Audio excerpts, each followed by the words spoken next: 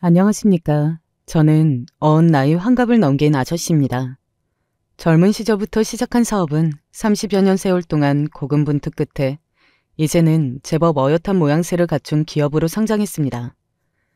인생을 다 바쳤다 해도 과언이 아닌 회사라 당연히 소중할 수밖에 없지만 그렇다 하더라도 제 인생에서 제 회사가 가장 소중한 존재라 부르기에는 어려움이 있겠네요. 저도 가정이 있는 사람이니까요. 여러분들 중 대부분이 가정을 이루신 분이 많을 거라고 생각합니다. 그 중에서는 저처럼 자식 낳아 기르신 분들도 당연히 많겠죠.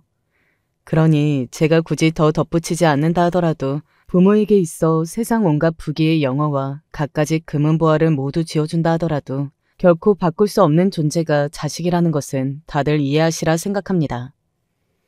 저 역시 그러했습니다.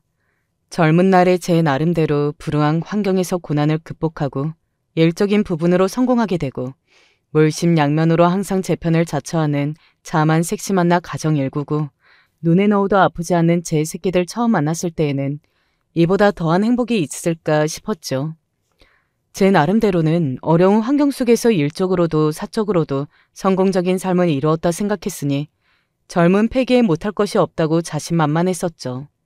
한마디로 젊은 날에 저는 세상 무서운 줄 모르는 하룻강아지에 불과했습니다. 그런 제게 닥친 차마 감당하기 어려운 비극적인 시련은 제 자신이 얼마나 초라하고 작은 존재인지를 매 순간 일깨워주게 만들었죠. 평생을 죄 많은 부모로 살면서 응어리진 속을 부여잡고 살아왔습니다. 그러니 모든 것을 내려놓았다 생각했던 그때 제게 다시금 찾아온 기회가 얼마나 기적 같은 일이었는지 여러분들께서는 상상하실 수 있겠습니까? 내 아들 윤수야, 아빠는 평생 너를 단 한순간도 잊어본 적이 없다. 너 그렇게 잃고 나서 가슴에 단 한 번도 네가 맺히지 않는 순간이 없었어. 이 못난 아비가 이제야 나타나서 정말 미안하다. 미안하다 내 새끼. 평생을 죄 짓는 기분으로 살아왔습니다. 내가 죽어서도 이 죄를 다 갚을 수 있을까?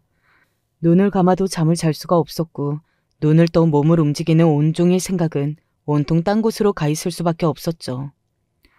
내가 죄가 많은 인간이라 그 죄를 내 새끼가 대신 받는가 싶어 밥 한 술, 물 한 모금 목구멍으로 넘기는 일이 염치가 없어 견딜 수 없었던 순간도 있었어요. 그런 모든 순간을 한순간에 잊게 만든 그날은 저를 영원히 잊지 못할 것입니다. 여러분, 눈물 없이는 차마 전하기 어려운 제 기구한 인생 이야기 한번 들어주시겠습니까? 말씀드린 대로 저는 한미한 집안 출신으로 고학생 신분으로 어렵게 대학까지 학업을 마쳤습니다. 항상 부족하고 가난하여 마음까지 시리고 상처받은 일이 많았던 유년 시절이지만 그럼에도 불구하고 열심히 살고자 아등바등 애를 쓰는 저를 도와주시는 감사한 은인들 덕분에 지금 이렇게 사람 구실하며 살 수 있는 게 아닌가 싶습니다. 이렇게 주변 도움 많이 받아가며 세상에 홀로서기를 할 수 있었기에 저 역시 사업 성공 이후로 저와 비슷한 처지의 고학생들을 장학생으로 지원하는 등 제가 세상으로부터 받은 은혜를 다시 돌려드리기 위해 나름대로 애를 많이 썼죠. 30여 년이 넘는 긴 세월 동안 한결같이 제 곁을 지켜준 제 아내 역시 그런 저를 후원해 주셨던 감사하신 분들 중 한 분의 따님이었습니다. 입장 바꿔 생각해서 제가 그런 귀한 딸의 부모였으면 저 같은 처지의 사위에게 딸을 내어주기 쉽지 않았을 텐데 감사하게도 저희 장인 장모님께서는 제 배경이 아닌 저 하나만을 믿고 귀한 따님을 제게 보내주셨죠. 부유하고 명망 있는 가문의 고명딸인 귀하디 귀하게 자란 아내를 신부로 맞던 날, 내 인생에서 이보다 더 큰 행복이 있을 수 있을까 하는 생각이 들 정도로 가슴이 벅차올랐습니다.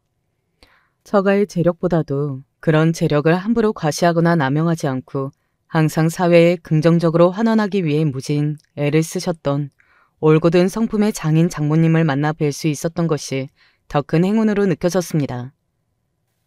대학을 졸업한 이후 1인 기업으로 조촐하게 시작했던 제 사업이 어느덧 탄탄하게 자리 잡아 장인 장모님 뵙기에 부끄럽지 않은 수준까지 올라와 있었고 그런데다 더할 나위 없이 사랑스러운 아내까지 세상을 다 얻었다는 표현만으로 부족할 정도로 온 세상의 중심이 저라고 느껴지던 시절이 제게도 있었습니다. 제게 끝없는 행복을 안겨주었던 아내는 눈에 넣어도 아프지 않을 제 귀한 아이들까지 안겨주며 더한 행복을 선사해 주었죠. 첫 아이자 큰딸인 우리 희수가 태어난 지 꼭 5해가 흐르고 난 뒤 아들인 윤수가 태어났습니다. 튼튼하고 씩씩했던 첫 아이보다는 어린 시절부터 잔병 치레를 자주 한 탓에 부모인 저와 아내의 애를 마르게 하기는 했지만 그것도 아이 태어나고 6개월쯤 지나고 보니 볼살이 통통하게 오른 것이 어찌나 사랑스럽던지요. 신생아 시절 잔병 치레한 것도 많이 잦아들고 유순하고 크게 울지도 않아 아비인 저를 보고 방긋방긋 웃던 그 얼굴이 어찌나 사랑스럽던지 그때만 떠올리면 지금도 빈틈없이 꽉 들어차는 벅찬 감정의 눈가가 시릴 정도입니다. 저나 아내나 둘 다 아이들 교육에 관심이 지대했습니다. 부모라면 다들 마찬가지겠지만 내 자식들이 일찍부터 잘 배워 나중에 사회 나갔을 때 조금이라도 서운한 일을 더 겪지 않기를 바랄 수밖에 없겠죠. 특히나 저 같은 경우에는 일찍 조실부모하고 의지할 만한 일가 친척분들도 계시지 않은 상황에서 오로지 믿을 거라고는 제 공부머리 하나뿐이었기 때문에 더더욱 학업에 정진할 수밖에 없었습니다. 그리고 그 노력이 배신하지 않았다고 믿었죠. 아내 역시 교육학과 출신으로 육아를 하면서도 항상 아이들의 교육 문제에 대해 심도 있게 공부하는 등 노력을 게을리하지 않았습니다. 첫 아이인 희수가 어릴 적부터 워낙 두각을 나타냈기 때문에 초등학교에 입학하기도 전에 영재 교육기관을 통해 별도로 수업을 받기도 했고요. 아직 많이 어리기는 했지만 우리 윤수 역시 희수처럼 양질의 교육을 받게 하고 싶었습니다. 그래서 아직 제 말도 제대로 트이지 않는 아이를 일찍부터 이것저것 문화생활을 접할 수 있게 여러 가지 활동에 참가시키곤 했습니다. 대부분은 아내가 직접 아이들을 데리고 다녔지만 믿을 만한 지인들 소개로 이런 교육을 전문적으로 하는 곳에 보내기도 여럿이었어요. 보통은 아이들 둘을 함께 보내는 일이 많았는데 그날은 희수가 영재교육 테스트를 받는다고 제 엄마와 둘이 다른 일정을 가게 되었습니다. 그래서 이제 3살이 된 윤수만 선생님을 통해 아이들을 대상으로 한 미술 전시회에 보내게 되었습니다. 그날 아침에 저는 출근하느라 아이들 엄마는 각자 아이들 나갈 준비를 시키느라 아주 분주했어요. 그런 와중에도 항상 아빠인 저 출근할 때는 깍듯이 인사를 시키는 가정교육을 중시했기에 집을 나서는 저를 배웅하겠다고 현관 앞에 제 예쁜 새끼들 둘이 군기가 바짝 들어 차렷 자세를 하고 섰습니다. 윤수야, 아빠한테 인사하자. 차렷. 아빠, 잘 다녀오세요. 다녀오세요, 아빠. 허리를 90도로 까뜻하게 숙이는 제 누나 옆으로 아직 설익은 어설픈 발음으로 제게 인사를 하는 윤수였습니다. 그런 두 녀석들 모두 너무 사랑스러워서 양손으로 내 새끼들 머리를 휘적휘적 흐트러뜨렸죠. 아빠 하지 마. 하지 마. 이제 갓 초등학생이 돼서 더는 아기가 아니라고 어린아이고 숙녀라며 제 머리에 헝클어뜨리는 것을 질색하는 희수였어요. 여자의 티가 나기 시작한 딸아이가 애써 엄마가 매만져준 머리를 망가뜨리는 걸 좋아하지 않는다는 걸 알았지만 그렇게 신경질 부리는 모습도 그저 귀엽고 재미나기만 했던 철없는 아빠였습니다. 뭣도 모르면서 누나가 하는 건 죄다 따라하는 윤수 녀석 역시 제 머리로 헝클어뜨리는 제 손을 탈탈 털어떠랬죠. 정신없이 흘러가는 아침 시간임에도 참 행복한 시간이었습니다. 그렇게 조그만 미간을 있는 대로 찌푸리고 도라지를 치던 내 아들의 모습이 그것으로 마지막인 줄 알았더라면 회사가 한순간에 넘어가는 일이 있다 하더라도 절대로 그날 집을 떠나지 않았을 겁니다. 그리 행복했던 순간이 매일같이 이어질 줄 알았는데 그날로 저희 가족의 인생은 완전히 무너지고 말았습니다. 한창 회사에서 바쁘게 업무를 처리하고 있는데 웬일로 집에서 연락이 왔습니다. 어지간해서는 집안일로 제가 회사에서 근무하는 시간에 연락하지 않는 아내였기 때문에 무슨 일인가 싶었죠. 그렇게 받아든 전화에 아내의 목소리는 금방이라도 숨이 끊어질 듯 가파르고 절박했습니다. 여보 어떡해? 우리 윤수가 없어졌대. 그게 무슨 소리야? 여보, 천천히 숨 내쉬고 제대로 설명 좀 해봐, 어? 제게 그 충격적인 한마디를 내뱉고 숨이 끊어질 듯 오열하기 시작한 아내였습니다. 충격이 너무 커서 과호비와 숨이 꺽꺽 넘어가려는 아내의 목소리를 듣는 제 심장이 그만 낭떠러지로 떨어지는 기분이었습니다. 아이들 안전 문제에 각별히 신경을 쓰고 있었기에 보호자 없이는 절대로 아이들끼리만 외출시키지 않았고 저나 아내 중 한 명은 꼭 아이들 곁에 지키려고 노력했습니다. 그날 윤수 혼자 전시회에 보내게 되었을 때도 잠깐 망설이기는 했으나 이미 여러 차례 선생님을 통해 다른 아이들과 함께 비슷한 곳에 다녀온 적이 여러 번이 있었기에 믿고 아이를 맡겼죠. 이제 윤수도 커가면서 그런 식으로 부모의 손이 닿지 않는 곳에서 지내게 될 일이 많아질 텐데 우리가 아이를 너무 과보한 것도 아이 교육에 좋지 않을 거라 애써 불안한 마음을 달래고 아이를 보내기로 결심한 저희 부부였어요. 그러니까 바로 그날이 저희 부부나 제 누나 없이 윤수만 혼자 외출을 했던 첫날이었습니다. 당연히 저희 집을 비롯한 아이들 외가까지 쑥대밭이 되어버렸어요. 헐레벌떡 집으로 달려갔을 때 거의 정신줄을 놓다시피 한 아내를 대신해 이미 장인 장모께서 아동 실종 신고를 해 경찰까지 출동해 있었습니다. 여보, 대체 이게 무슨 일이야? 우리 윤수가 왜 윤수가 없어졌다니? 여보, 어떡해? 희수 데리고 들어오자마자 전화가 울리길래 받아봤더니 우리 윤수만 감쪽같이 사라졌다잖아. 그러고는 다시 바닥에 엎어져서 오열하는 아내였습니다. 그런 아내 모습을 보는 제 심장이 바짝바짝 타들어갔어요. 아직까지 아이가 없어졌다는 현실을 받아들이기도 힘겨운 마당에 당장이라도 숨이 끊어질 듯한 아내 모습을 지켜보고 있자 이 꿈 같은 상황이 너무나도 끔찍하게 여겨졌습니다. 대체 어떻게 이런 일이 있을 수가 있어요? 저희가 선생님을 얼마나 믿었는데. 그제야 집 한쪽 구석에 차마 고개도 들지 못하고 죄인처럼 벌벌 떨고 있는 우리 윤수를 인솔해 갔던 선생님의 모습이 눈에 들어왔습니다. 저도 모르게 눈이 뒤집혀 득달같이 선생님 앞으로 달려갔어요. 선생님, 제발 이게 무슨 일입니까? 제발 말씀 좀 해주세요. 우리 윤수가 대체 왜 없어져요? 그게 분명 아이들 데리고 전시실로 들어갔는데 윤수만 감쪽같이. 죄송합니다. 정말 죄송합니다, 아버님. 제발 울지 마시고 우리 윤수 어디 있는지 말 좀 해주세요. 네? 이미 사라진 아이인데 선생님이라고 더 하실 말씀이 있었겠습니까? 하지만 그것도 오랜 시간이 지난 지금에서야 할 수 있는 생각이지. 그때만 하더라도 당장 내 새끼가 지금 어디에서 어쩌고 있을지도 모르는데 제 눈앞에서 눈물만 흘리고 있는 선생님 모습을 보자니 답답함에 속이 터져나갈 지경이었습니다.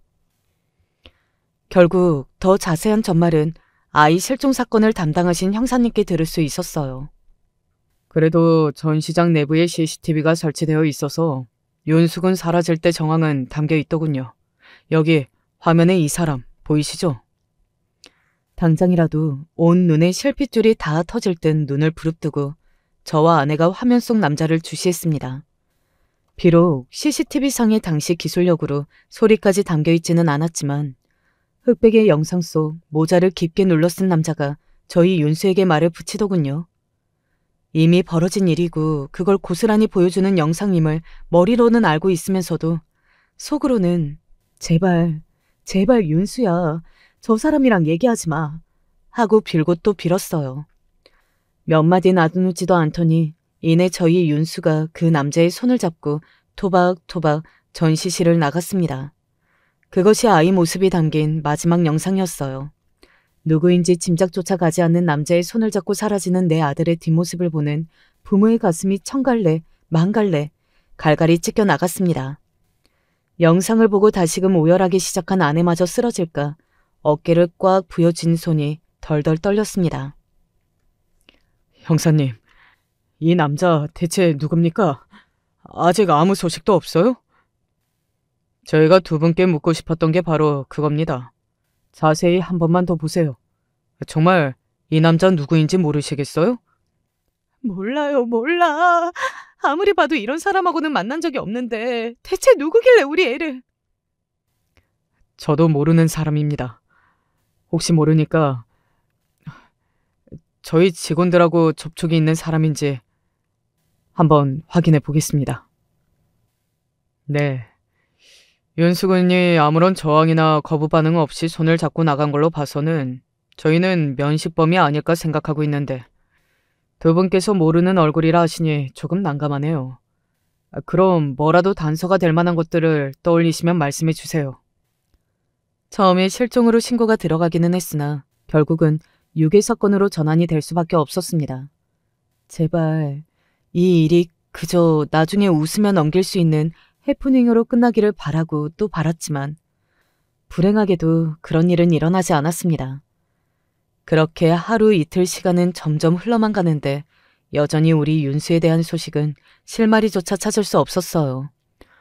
그러는 동안 아내는 까무러쳤다 깨어나서 다시 윤수를 찾으며 울부짖기를 반복했습니다. 한마디로 사람 꼴이 아니었어요. 저러다 윤수 찾기도 전에 아내가 먼저 잘못될까봐 너무나 두려웠습니다. 제 딸이 손자를 잃고 하루하루 말라 죽어가는 모습을 보는 장인 장모님께서는 또 어떠셨겠어요. 세상 남부러울 것 없었던 다복하고 행복이 넘치는 가정은 어느새 세상에서 가장 불행한 가정이 되고 말았습니다. 아빠, 나 집에 언제 가요? 사태가 심상치 않게 돌아가고 있는데 도저히 딸아이인 희수를 저희가 챙길 여력이 되지 않았어요. 그렇게 엄마가 감기에 걸려서 옮을까 걱정이 된다는 핑계를 대서 희수를 처갓집에 맡겨놓았습니다. 하지만 워낙 똘똘한 아이이다 보니 아마 처음부터 뭔가 이상하다는 눈치를 채고 있었을 겁니다. 거기다 아무리 감기가 걸렸다곤 하나 다정한 엄마 아빠가 자기 얼굴 한번 보러 오지 않는데 아이 입장에서는 불안할 수밖에 없었겠죠. 더군다나 엄마가 아프다고 외갓집으로 건너갔는데 동생인 윤수는 보이질 않으니 아이도 불안하다 못해 무서웠을 겁니다. 어떻게든 그런 딸아이를 달래주려 했지만 낌새가 이상함을 눈치챘음에도 불구하고 눈치가 빤한 아이가 제 동생 이야기를 묻지 않는 것에 어떻게 대응해야 할지 몰라 목이 메었습니다. 희수야, 미안해. 엄마가 조금 더 쉬셔야 할 것 같아. 아빠가 금방 우리 희수 데리러 갈게. 조금만 기다려줘. 알았지? 그렇게 전화를 끊고 아내나 장인 장모님께서 혹여나 들으실까 싶어 양손으로 제 입을 틀어막고 구석에 박혀 오열했습니다. 당장 나라도 정신을 차리지 않으면 우리 윤수가, 아내가 어찌 될지 모른다는 공포에 질려 간신히 정신을 붙들고 있기는 했습니다만 저 역시 자식 잃은 아버지가 아닙니까? 당장이라도 쓰러질 듯한 몸을 간신히 부지하고 있었던 것이 딸아이 목소리를 듣고 나니 그만 한순간에 무너지고 말았습니다. 대체 이 일을 어찌해야 하나? 내 아들 윤수는 도대체 어디로 간 건가? 상상조차 하고 싶지 않지만 우리 윤수가 정말 살아있기나 한 건가? 볼기라고 끔찍한 생각이 해일과 같이 밀려와 도무지 감정을 주체하기 어려웠습니다. 아이가 낯선 남자 손에 이끌려 사라졌다는 걸 알게 된 후로 미친 듯이 남자의 행방을 수소문하고 회사 직원들에게까지 영상을 보여주며 혹여나 알아보는 이가 있는지 눈에 불을 켜고 찾았으나 그런 사람은 결코 나타나지 않았습니다. 대체 이 남자는 어디에서 나타난 어떤 사람이며 무슨 이유로 내 아들을 데려갔는지 짐작조차 할 수 없었어요. 보통 유괴라고 하면 돈을 요구하는 게 대부분이고 제가 하고 있는 사업이나 아이들 외가의 경제력을 고려하면 충분히 돈을 요구할 법도 한다고 예상했지만 그 이후로 아이를 데려갔다는 사람에게서 접촉은커녕 전화 한 통 받은 적이 없었습니다. 경찰 측에서도 금방 범인으로부터 연락이 올 줄 알았는데 오히려 며칠이 지나도록 잠잠하자 난감해하는 기색이 느껴졌습니다. 보통 이럴 때는 아이를 인질로 잡아 금전을 요구하는 것이 대부분인데 이렇게 아무런 연락이 없는 것이 솔직히 상황이 더 어렵습니다. 이렇게 유괴가 장기적으로 이어지는 상황에서는 최악의 상황까지 고려를 하심이 안 돼요. 안 돼. 윤수야. 일주일이 넘도록 사건에 전혀 진척이 없자 저희 부부 안색을 살피며 어렵게 입을 땐 형사님이셨습니다. 그 말을 듣고 거의 산송장이 된 아내가 또다시 경기를 일으키며 입에 거품을 물고 뒤로 넘어갔어요. 여보, 정신 차려. 제발 정신 차려, 여보. 충격에 정신을 놓아버린 아내를 부여잡고 피를 토하는 심정으로 울부짖었습니다. 대체 내게 왜 이런 일이 생겼나? 세상을 너무 만만하게 생각한 내 자만에 대한 벌을 내리시는 건가? 데려갈 거면 차라리 나를 데려가지. 그 어린 것을, 내 어린 아들이 무슨 죄가 있다고 그 아이를 데려갔나? 온 세상에 저주를 퍼붓고 싶은 심경이었습니다. 그러다 또 퍼뜩 내가 이렇게 악랄한 마음을 먹어 내 자식한테 해라도 끼칠까 싶어 누구인지도 모를 존재에게 다시 사죄를 하고 빌고 또 빌었습니다. 제발 우리 윤수, 내 새끼만 돌려주세요. 돌려만 주신다면 제가 가진 건 무엇 하나 빼지 않고 다 가져가셔도 좋으니 제발 내 새끼만 돌려주십시오.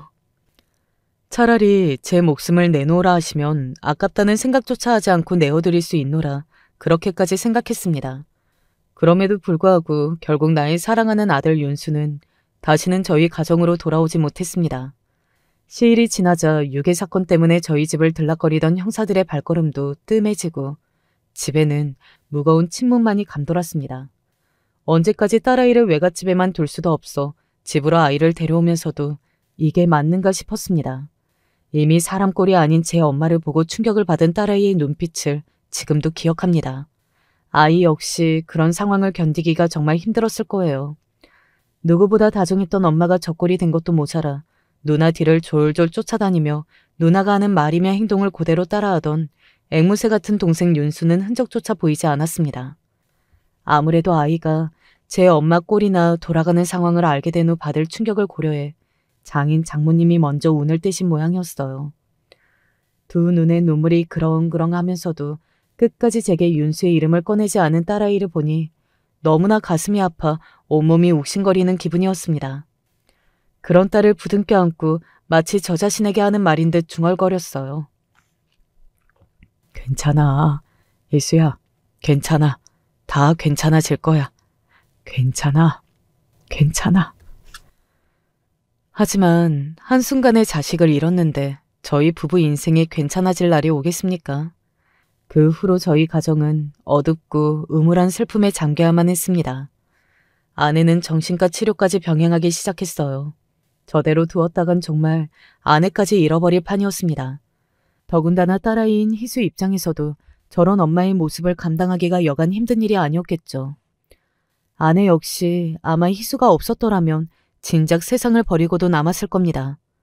좀처럼 기운을 차리지 못하면서도 마지못해서라도 정신과 치료라도 받았던 건 역시 오로지 희수 때문이었겠죠. 하지만 근본적인 아내의 불행의 원인이 해결되지 않았는데 아내의 차도를 기대하기는 힘든 상황이었습니다. 서로 신경이 극도록 날카로워져 있는 상황에서 말 한마디 잘못했다 서로의 상처를 건드리게 될까 무서워 부부 사이에 대화 한마디 나누는 것도 어렵고 조심스러웠습니다. 저는 저대로 가장의 무게를 짊어지고 나까지 무너지면 아내와 희수는 어쩌나 싶어 마음의 괴로움을 허심탄회하게 털어놓을 수조차 없어 속병으로 가슴이 썩어나는 기분이었습니다. 그럴수록 더욱 미친 듯이 일에 몰두했어요. 일이라도 잡고 있지 않으면 저까지 미쳐버릴까 두려웠습니다. 우리 아이를 데려간 사람의 영상까지 회사 직원들에게 돌렸으니 그런 저희 가정의 불행한 상황을 직원들 역시 모르는 사람이 없었습니다. 고맙게도 그런 저의 괴로운 마음을 헤아려주는 직원들 덕분에 회사에서도 배려를 많이 받았습니다. 아이를 잃고 집은 쑥대밭이 되고 자식 잃은 고통을 감당하지 못해 미친 듯이 일에만 몰두하는 제 회사 대표가 불편할 수도 있는데도 그런 저를 안타까워하고 묵묵히 회사의 뒷받침이 되어준 오랜 저희 직원들께는 지금도 그저 감사하고 또 감사할 따름입니다. 저나 제 아내에게나 윤수가 사라진 그날 이후로 마치 시간이 멈춰버리는 듯 했습니다. 아이를 잃었던 그 끔찍한 날에서 단 한 발자국도 나아가지 못하는 부모를 보는 희수 역시 괴로웠겠죠. 그 아이 역시 사랑에 맞이하는 제 동생을 잃었는데 그런 상처를 풀 수조차 없었을 겁니다. 희수가 돌아온 이후로 윤수의 이름은 저희 집에서 마치 금기호처럼 되어 있었습니다. 어두운 집안 분위기에 항상 조잘조잘 수다스러웠던 딸아이의 명랑한 목소리도 끊긴 지 오래되었습니다.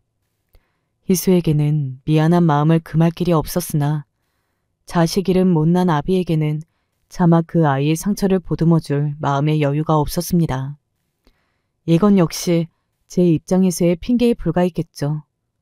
그럼에도 불구하고 아비 노릇을 제대로 해야 하는 것이 부모의 역할인데 그때는 제가 희수에게 그러지를 못했습니다. 그걸 생각하면 지금도 딸아이에게는 그저 죄스럽고 미안한 마음뿐이에요. 딸아이가 질이 좋지 않은 상급생들에게 지속적으로 괴롭힘을 당하고 돈을 빼앗긴 것도 모자라 온몸이 시퍼렇게 멍이 든 채로 나타났을 때 저희 부부는 그만 눈이 뒤집힐 뻔했습니다. 그간의 정황을 고려하면 결코 하루 이틀 당한 것이 아님에도 저희 부부는 희수 입에서 그와 관련한 그 어떤 말도 단 한마디도 듣지 못했으니까요.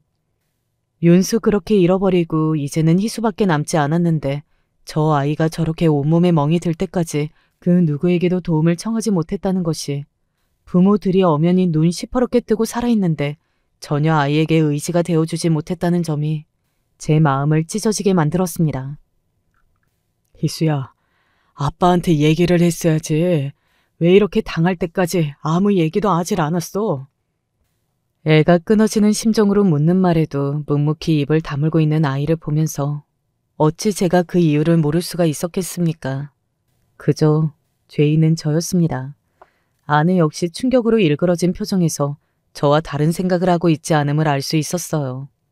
그렇게 그날 저녁 아내와 부둥켜 안고 오열하며 말했습니다. 여보, 우리 윤수 보내주자. 이러다가 정말 우리 희수까지 잘못되겠어. 우리 윤수가 얼마나 누나를 좋아했는데 희수가 이렇게 지내는 거 윤수도 절대 바라지 않을 거야. 여보, 우리 윤수 불쌍해서 어떡해? 우리 희수 불쌍해서 어떡해? 잃은 자식에게 매달려 남아있는 아이까지 불행의 구렁텅이로 밀어넣을 수는 없었습니다. 윤수를 잃어버리고 벌써 수년이 흘렀지만 사설업체까지 고용하여 윤수의 행적을 찾아보겠다고 애를 쓰던 저희 부부였습니다. 그러는 동안 여전히 윤수는 흔적조차 발견할 수 없었고요. 이미 초반에 아이를 잃어버렸을 때 형사로부터 최악의 상황을 가정해야 함을 들었음에도 차마 부모로서 그럴 수는 없었습니다. 그런 부모 때문에 홀로 고립된 딸아이를 생각하면 도저히 저희 욕심만 부릴 수는 없더군요.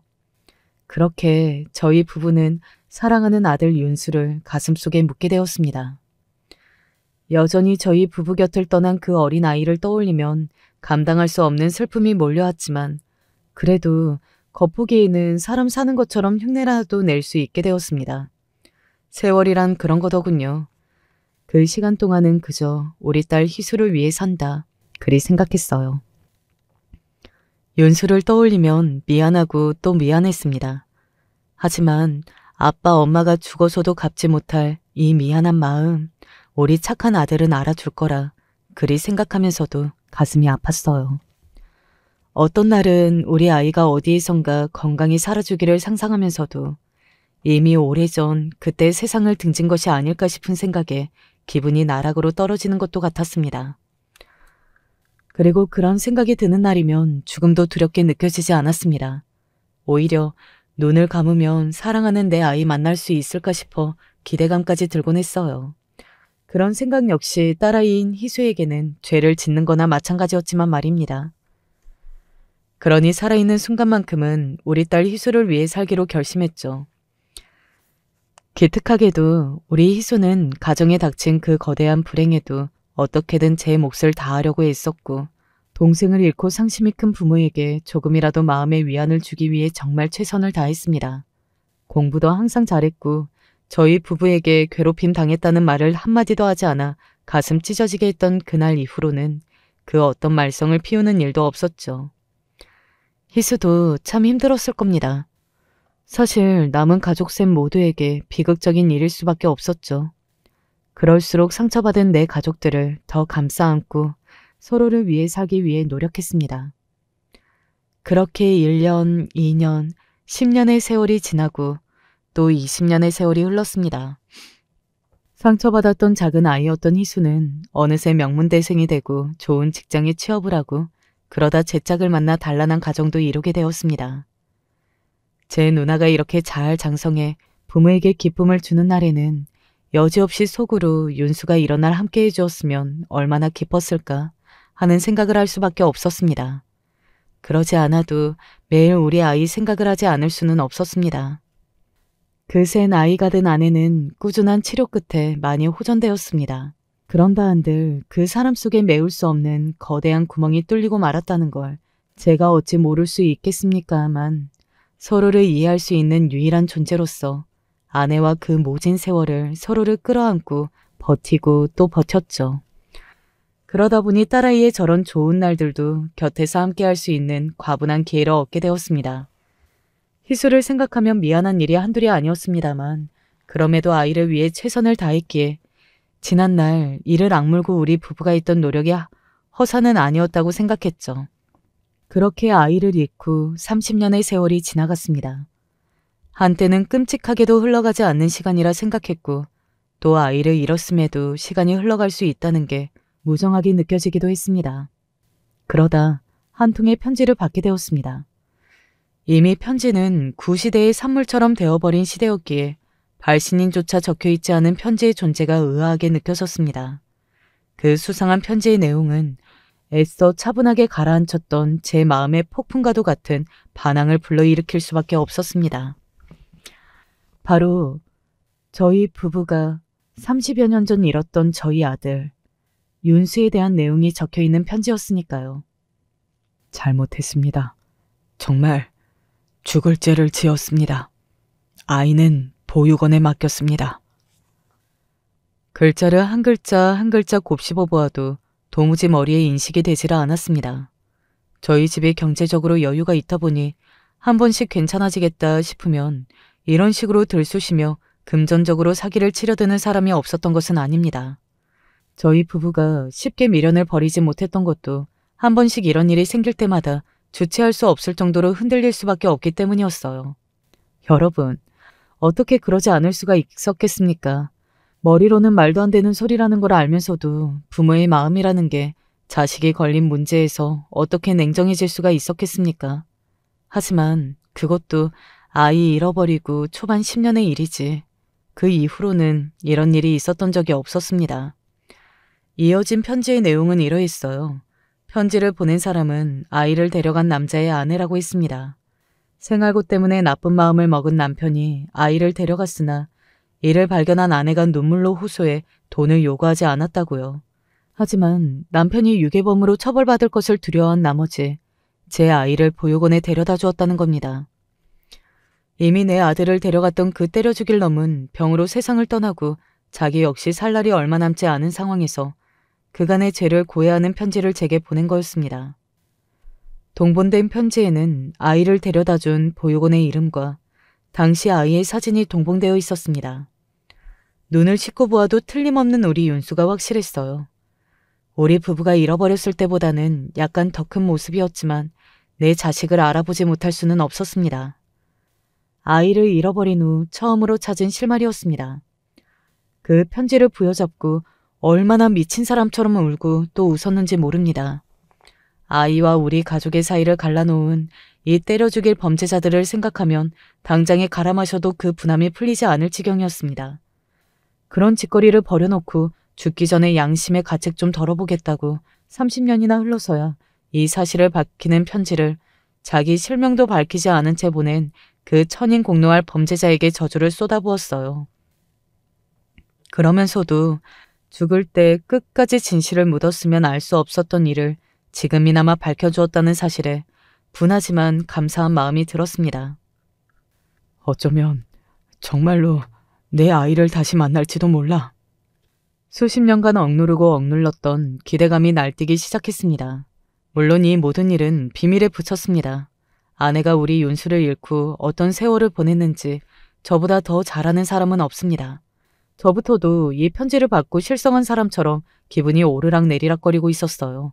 확실하지 않은 이로 아내를 기대하게 만들 수는 없었기에 저는 홀로 이 사실을 알고 있기로 하고 우리 윤수를 찾아보기로 결심했습니다.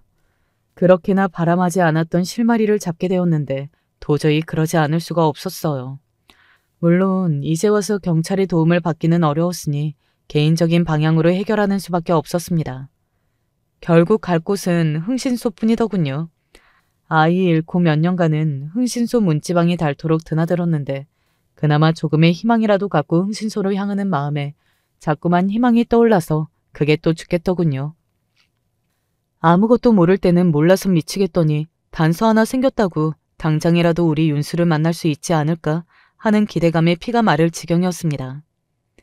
하지만 아들을 찾는 문제는 역시 쉬운 일이 아니었습니다. 제가 처음 의뢰를 맡겼을 때부터 흥신소 직원의 얼굴에 난감한 기색이 스쳐 지나갔습니다. 선생님, 이런 말씀 드리면 실망부터 안겨드리게 될 것 같아 조심스럽지만 솔직히 1, 2년도 아니고 벌써 30년이 지난 일이 아닙니까? 저희가 이런 일을 해보지 않은 것도 아니고 이런 일은 의뢰인분들이 너무 고통스러워하셔서 좀 걱정스럽네요. 저희가 최선을 다해서 알아보기는 하겠지만 마음을 최대한 비우고 계셨으면 좋겠습니다. 예, 알겠습니다. 무슨 말씀인지 압니다. 그저 최선을 다해 주시기만 그것만 부탁드립니다.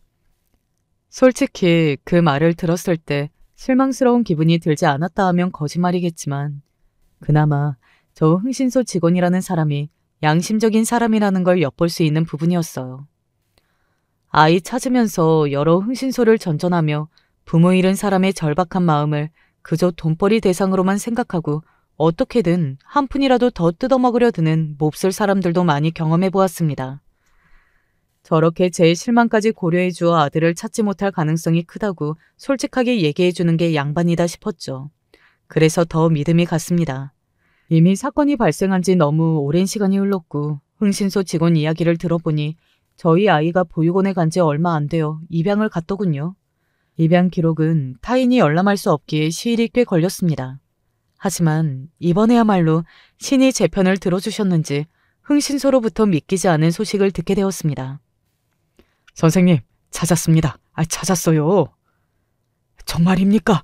우리 아들, 우리 윤수 정말로 찾았어요? 네, 한시가 급하실 것 같아 일단 사진 먼저 보내드릴게요. 정말 축하드립니다. 감사합니다. 정말 감사합니다. 감사합니다. 회사에서 근무 중에 흥신소 직원으로부터 받은 전화 한 통에 심장이 벌렁벌렁 미친 듯이 뛰기 시작했습니다. 희망을 갖기는 했지만 정말로 내 아들 윤수를 찾아냈다니 들으면서도 믿어지지가 않았어요. 30년간 이렇게 아이를 되찾을 상상을 수도 없이 했지만 막상 이 믿기지 않은 상황에 대체 어찌할 바를 모르겠더군요. 휴대전화를 꼭 쥔 제 손이 벌벌 떨렸습니다. 그때 띠링! 흥신소 직원으로부터 메시지가 들어왔어요. 사진 파일이었습니다. 30년이 지났으니 품에 쏙 들어오는 3살 아이였던 윤수가 장성한 30대 청년이 되어 있을 터였습니다. 사진을 받고도 한동안 쉽사리 열어보지 못했습니다. 그렇게 바라고 바라던 순간이었는데 그 순간을 감당하기가 왜 그렇게 힘이 들던지요. 하지만 30년 세월 동안 이보다 더 간절하게 바랄 수가 없었던 일이었습니다. 이윽고 마음을 굳게 먹은 제가 사진 파일을 열었어요. 처음에 사진을 보고 저는 아무런 반응도 할 수 없었습니다. 그러다 그만 그 자리에 털썩 주저앉아 쓰러지고 말았습니다. 어떻게 이런 일이 어떻게 제가 무슨 소리를 중얼거리는지도 모를 정도로 넋이 나가 있었어요. 아이를 찾았다는 기쁨도 잠시 사진을 보고 걷잡을 수 없는 충격에 휩싸이고 말았습니다. 그도 그럴 것이 사진 속 장성한 청년의 얼굴은 제게 낯선 얼굴이 아니었습니다. 제가 30년간 그토록 꿈에서조차 잊어본 적 없던 나의 아들이 눈에 넣어도 아프지 않을 내 아들 윤수가 이렇게나 내 지척에 있을 줄 어떻게 상상이나 할 수 있었겠냐는 말입니다. 그렇습니다. 흥신소 직원으로부터 받은 장성한 우리 아들 윤수의 모습은 지금 제 회사 대표실 저 건너편에서 이 상황을 상상조차 하지 못하고 열심히 근무하고 있을 저희 회사 직원 김철민 대리의 모습을 하고 있었습니다. 이게 확실합니까? 정말 이 사람이 우리 윤수가 맞아요? 확실합니다. 주소지랑 개인정보 같이 받으셨죠? 저희도 이 일하면서 이런 경우는 처음입니다. 이미 흥신소 직원이 저희 윤수가 제 곁에서 일하는 직원이라는 것을 확인한 후였습니다. 믿기지 않음에도 믿지 않을 수가 없었어요. 그렇게 대표실 문을 벌컥 연 저는 저도 모르게 스르륵 사무실 정중앙에 가섰습니다. 한창 열심히 일하던 직원들이 영문을 모르고 우두커니 선 저를 바라봐왔어요. 그 수많은 직원 중에서도 내 아들 윤수, 김철민 대리의 모습이 제 눈에 와 박혔습니다. 다 알고 보니 선한 눈동자가 틀림없는 우리 윤수인데 그동안 어떻게 이걸 모를 수가 있었나 싶어 기가 막혔습니다. 어리둥절하고 걱정스러운 표정으로 제게 다가온 김철민 대리가 제게 말했습니다. 대표님, 괜찮으세요? 어디 편찮으세요? 저도 모르게 부끄러운 줄도 모르고 그 자리에 서서 엉엉 오열하고 있었습니다. 영문을 모르고 걱정스러운 마음에 달려온 김철민 대리. 아니, 내 아들 윤수를 놓칠세라 두려워 덥석 끌어안고서는 그 자리에서 어린아이처럼 엉엉 울고 또 울었어요. 윤수야, 윤수야, 아빠야. 윤수야, 아빠가 미안해. 윤수야. 혼란스러워하는 윤수의 표정을 읽었음에도 차마 제대로 된 말을 떼기가 어려웠습니다. 그렇게 한참을 30년 만에 품에 안은 내 아이를 이제는 저보다 더 커버린 너른 품의 사내가 된 내 새끼를 부여잡고 말하고 또 말했습니다. 감사합니다. 정말 감사합니다. 겨우 간신히 진정을 하고 나서야 우리 윤수와 그간의 일에 대한 대화를 나눌 수 있게 되었습니다. 아이를 잃어버린 일, 그 이후로 한참을 찾았으나 단서조차 찾을 수 없던 일들을 제 입으로 이야기하면서 차츰 저 역시 정말로 내가 우리 아들 윤수를 찾았다는 실감이 나기 시작했습니다.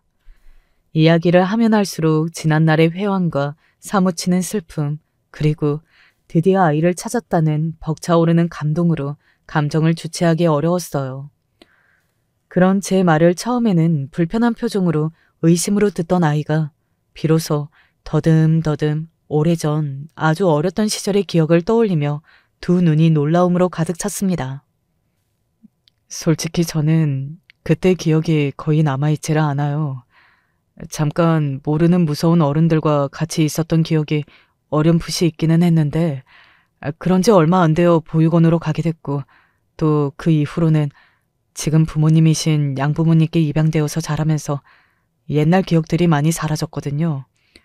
아무래도 저한테도 어릴 적 그 일이 많이 충격이었는지 그래서 그때 기억이 희미하게 사라진 것 같다고들 하는데 그동안은 친부모님을 찾으러 가는 게 제 양부모님께 죄송스럽게 느껴져서 적극적으로 찾아보기가 힘들었어요. 솔직히 납치를 당했다는 건 잘 알고 있지 못했기 때문에 그 무서운 사람들이 내 부모이고 그 사람들이 직접 나를 보육원에 버렸다고 생각하면 더 비참해졌거든요. 지금 저희 부모님이 저 정말 사랑으로 잘 키워주셨거든요. 그래서 그분들을 제 진짜 부모님으로 믿고 살고 싶다는 생각이 컸었나 봐요. 제 친부모님이 이렇게 오랜 세월 고통받아오신 걸 알았더라면, 그렇게 끔찍하고 무서운 일을 당하신 줄 알았더라면 제가 먼저 진작 찾아보려고 노력했으면 좋았을 것을. 죄송해요. 저 때문에 정말 마음 많이 아프셨을 텐데 저만 지금껏 이렇게 잘 지내서 정말 죄송합니다. 아니야. 나는 네가 지금 내 앞에 이렇게 살아 숨쉬고 있다는 것만으로도 고맙다. 자식 잃은 아비가 무슨 염치가 있다고 이제 와서 네 탓을 할 수가 있겠어. 윤수야, 너는 잘못한 것 하나 없다. 절대로 그렇게 생각하지 마.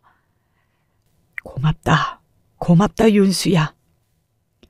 아이에게 한 말대로 윤수에게는 그저 고마운 마음뿐이었습니다. 평생 가슴에 묻고 살아야 할 자식으로 생각했는데 내 앞에 나타나주다니. 그동안 내 새끼를 몰라보고 지낸 세월이 아깝고 또 아까울 따름이었습니다. 물론 그러고도 아이 입장에서는 제가 낯설 수밖에 없고 또 거의 평생을 김철민으로 다른 부모 밑에서 자라왔으니 사랑하는 내 아들이 나를 어색해하는 건 어쩔 수 없는 일이었죠. 그걸 머리로는 이해하면서도 가슴으로 서운한 생각이 드는 게 참 내가 배가 불렀다는 생각이 들더라고요. 그저 찾을 수만 있다면 내 모든 것을 내어주어도 아깝지 않다고 생각했으면서 막상 아이를 찾고 나니 바라는 것이 벌써부터 늘어나기 시작했어요. 인간이란 참 욕심이 끝이 없는 동물이라는 생각이 들었습니다. 윤수야, 많이 어색하겠지만 먼저 네 엄마부터 만나줄 수 있겠니? 나도 나지만 네 엄마가 정말 많이 힘들었어. 너한테 많이 부담스러울 거라는 건 알지만 그래도 네 엄마만큼은 꼭 만나줬으면 좋겠다. 그럴게요. 당연히 그래야죠.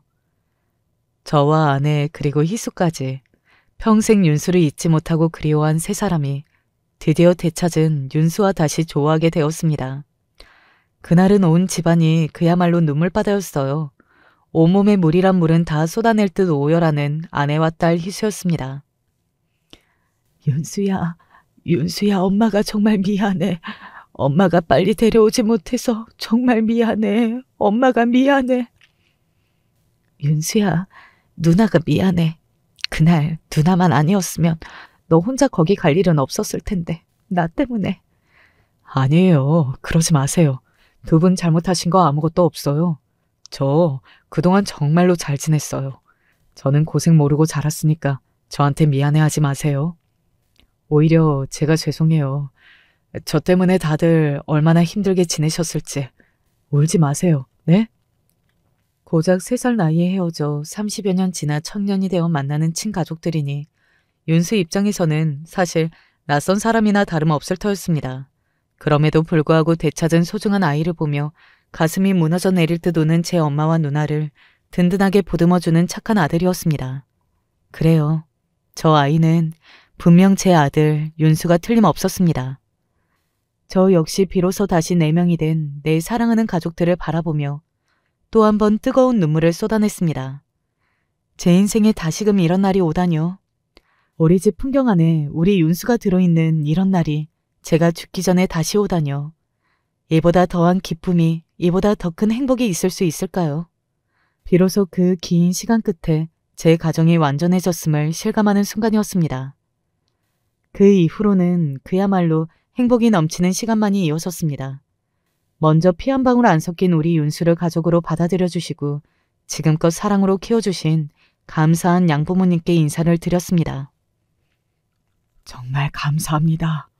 우리 아이 살려주셔서, 이렇게 잘 키워주셔서 어떤 말로 이 감사함을 표현해야 할지 모르겠습니다. 두 분이 정말 저희의 은인이십니다. 덕분에 저희가 숨쉬고 살 수 있게 되었어요. 정말 감사드립니다. 감사합니다. 저희야말로 우리 귀한 아들 낳아주셔서 정말 감사드려요. 아이한테 그간의 이야기는 전해 들었습니다. 그동안 얼마나 괴로우셨을지 저희가 좀 더 일찍 아이 친부모를 찾으려 노력했어야 하는데 아닙니다. 저희는 그저 감사하는 마음뿐입니다. 한눈에 보아도 저희 윤수가 두 분 아래에서 얼마나 사랑받고 자랐는지 모를 수가 없었습니다. 그동안 아이에게 그 사랑 주지 못한 저희 부부 입장에서는 사무치는 시간이었으나 그럼에도 저 두 분 덕에 제 아이가 부족함 없이 잘 자라났으니 그저 감사하고 또 감사했어요. 흥신소 직원분께도 사례를 톡톡히 했습니다. 그분 아니었다면 지금의 기쁨도 없었겠죠. 이 일하면서 이렇게 보람찬 일이 또 있었을까 싶네요. 정말 잘 됐습니다. 진심으로 축하드려요. 저희 부부에게 축하를 건네는 직원분 표정이 환한 것이 다들 우리 윤수를 되찾은 일을 내일처럼 기뻐해 주셔서 그저 감사할 따름이었습니다. 윤수와는 서로의 집으로 오가며 조금이라도 시간을 함께 보내려 노력하고 있습니다. 대화를 나누면 나눌수록 예전 어릴 때의 기억이 조금씩 떠오르는 모양인지 조금씩 서로의 공감대가 높아질 때마다 기쁘고 애틋한 마음이 또 눈물을 쏟기가 여러 번이었습니다. 하지만 이번에야말로 슬픔과 절망이 아닌 기쁨과 환희의 눈물이니 더는 예전과 같은 아픔을 겪지는 않겠죠. 그렇게 지나간 시간이 아쉬울 만큼 서로의 곁에서 머무르며 지내고 있어요. 제 이야기는 여기에서 끝이 났습니다. 여기까지 이야기하고 나니 지난 세월의 아픔과 괴로움이 드디어 끝이 났다는 것이 실감나기도 합니다. 여러분, 저희 가족 정말 행복하게 잘 지낼게요. 그동안 상처가 많았던 만큼 서로를 더욱 귀하게 여기며 사랑하며 살겠습니다. 긴 이야기 귀 기울여 들어주셔서 정말 감사드립니다. 저는 요즘 눈 뜰 때마다 그렇게 모든 게 허무할 수가 없고 다른 사람들은 무슨 낙으로 그렇게 일어나서 밥을 먹고 움직이는지 궁금할 지경입니다. 저도 그렇게 살아봤으니 별거 없이 그냥 순리대로 움직인다는 것을 알지만 요새 제가 너무 힘이 없어서 그런 것 같아요. 제가 태어났을 무렵에 아버지는 안 계셨고 어머니께서 홀로 자식들을 키워오셨어요. 아무래도 형편이 넉넉지 않고 형제들도 있다 보니 공부도 많이 하지 못했는데요. 그래도 어찌어찌 나중에 기술을 배워서 잠깐 직장도 다녔어요. 하지만 썩 대단한 직장은 아니라서 그마저도 벌이가 시원찮았어요. 그러던 차에 다른 일을 좀 알아보면서 저도 어느새 나이를 조금씩 먹어가고 있었는데 이상하게도 이런 저를 보고 좋다는 여자가 있더군요. 처음에는 돈도 없고 학력도 안 되는 데가 뭐가 그렇게 좋은가 싶었는데 그 여자는 어릴 때 자기네 부모님이 일찍 돌아가셔서 일찍 가정을 꾸리고 싶다고 하더군요.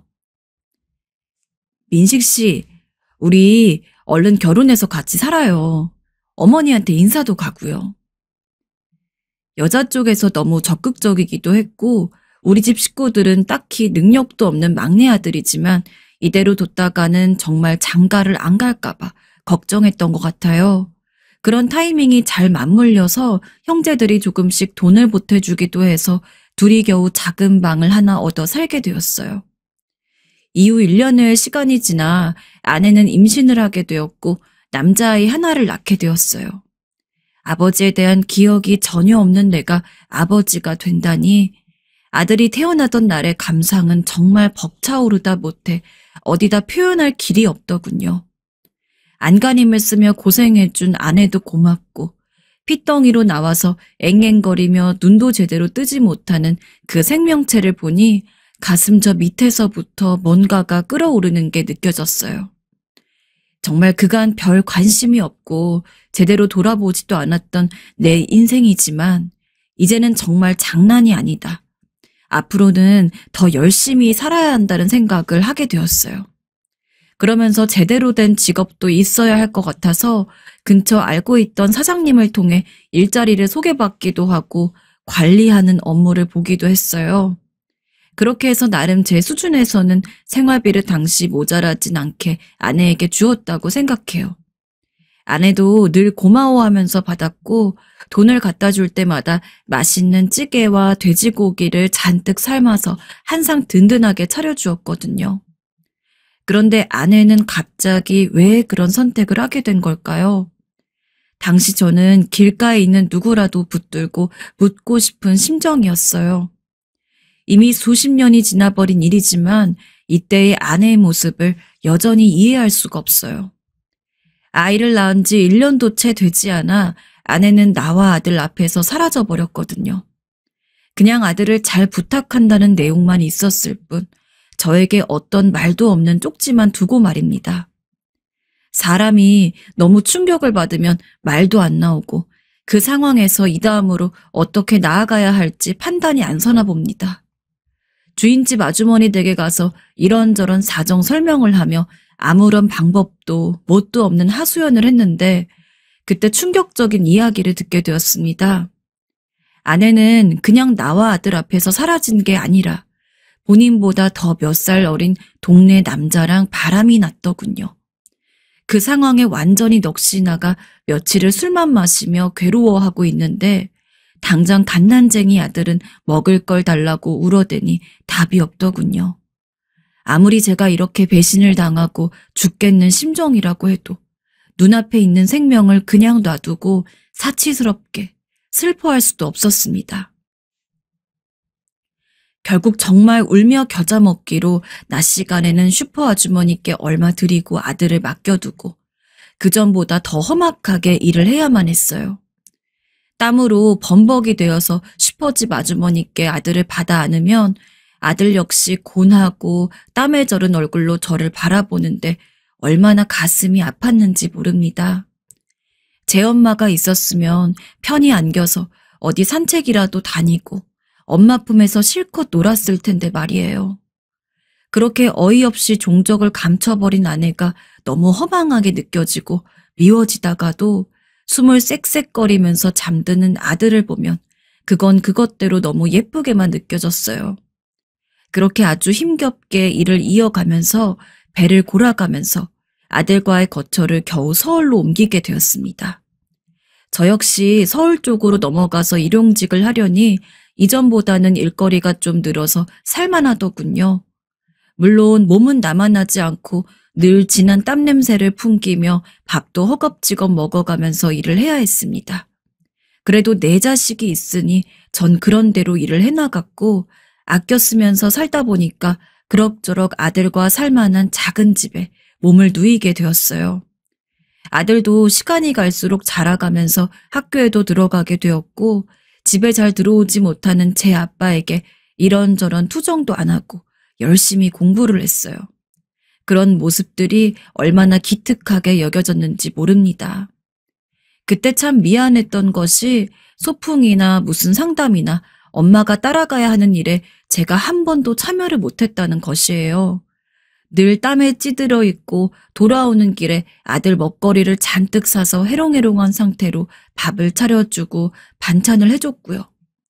학원이나 뭔가를 가고 공부를 하고 싶다 하면 돈을 대주는 정도밖에 해줄 수 없었어요. 그래도 공부를 꽤 잘하는 편이라서 가끔 선생님들한테 전화가 걸려오고 매번 좋은 이야기만 듣게 되었어요. 우리 현수 어른들 말도 잘 듣고 얼마나 착한 성품을 가졌는지 몰라요. 친구들과 교우 관계도 좋은 편이고요. 공부도 이 정도로 열심히 하면 좋은 학교에 갈 수 있을 것 같네요, 아버님. 아, 그래요? 아휴, 그럼 다행입니다. 잘 부탁드립니다, 선생님. 저는 선생님들한테 전화가 올 때면 늘 허리가 땅에 박힐세라 잘 부탁드린다 인사를 하곤 했어요. 아내와 그렇게 어이없이 떨어지게 되고 혼자 온갖 고생을 해가며 아들을 키운다는 게 참 서글펐지만 아들은 묵묵히 이렇게 한자리에서 힘내주면서 나름의 성과를 보이고 있다는 것이 제게 큰 힘이 되었거든요. 심지어 아주 신기하게도 아들은 저에게 생각지도 못한 기쁨을 안겨주었습니다. 내 삶을 돌아보면 매번 푹푹 찌는 더위와 땀방울과 우리 집에 흐르는 정적들만 생각하게 되었는데 그 모진 벽을 뚫고 아들은 큰일을 치고 말았습니다. 바로 당당하게 의대에 합격해버리더니 그 길로 의사의 길까지 큰 풍파를 겪지 않고 쭉쭉 이어서 가게 된 것이었어요.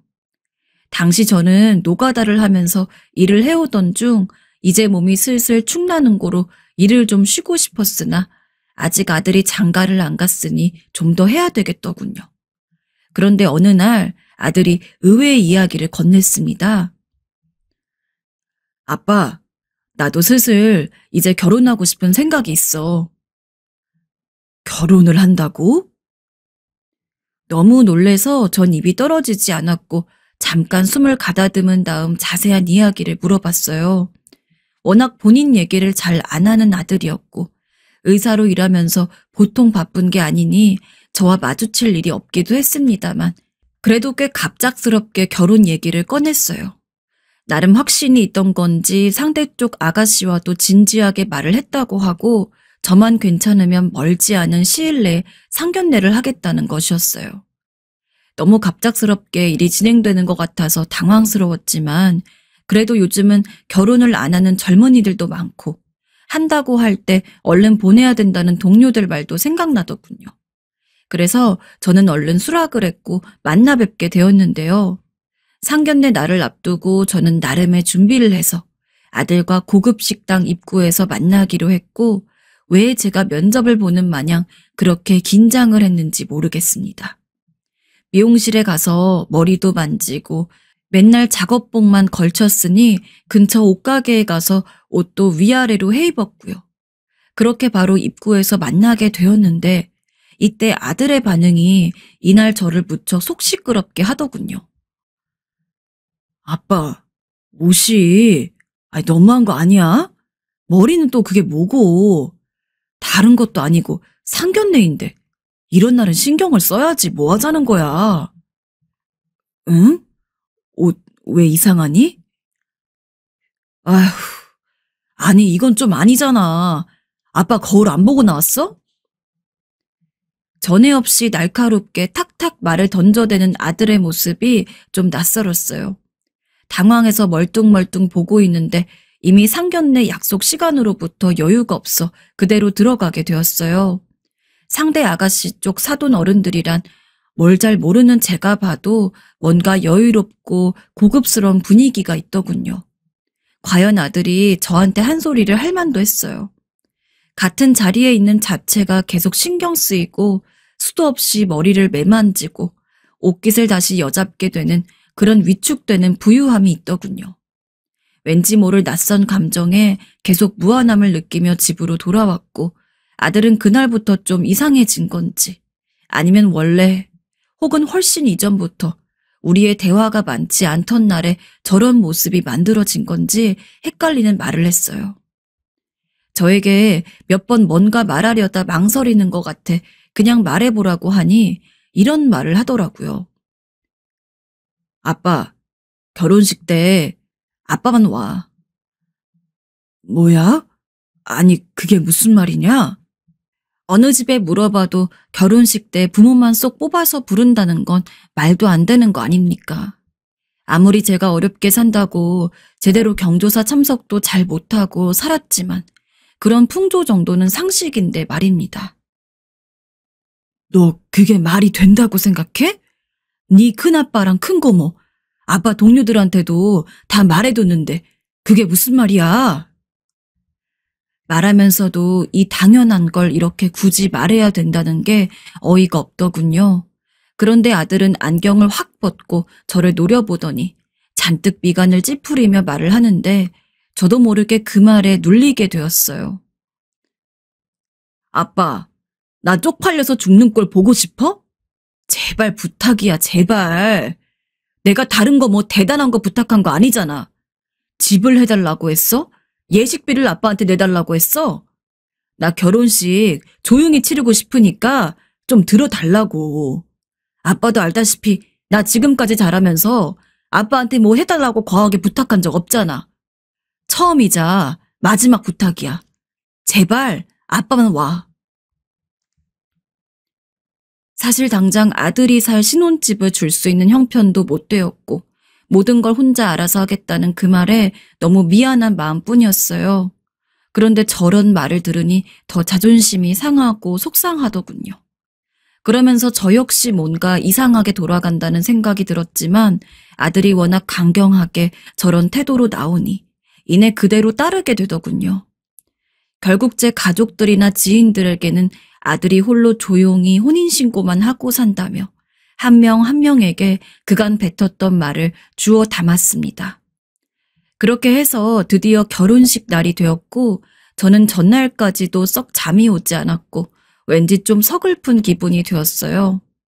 일단은 그날 미리 백화점에서 사둔 양복을 입고 머리를 다시 하고 일찍 식장에 도착했어요.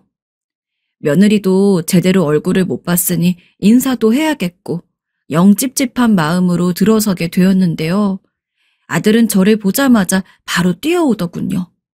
잘 차려입고 훤칠하게 꾸민 것을 보니 정말 여느 부잣집 아들 못지않게 참 잘났다 싶어 흐뭇하게 보는데 바로 저를 데리고 한쪽 대기실로 가더군요.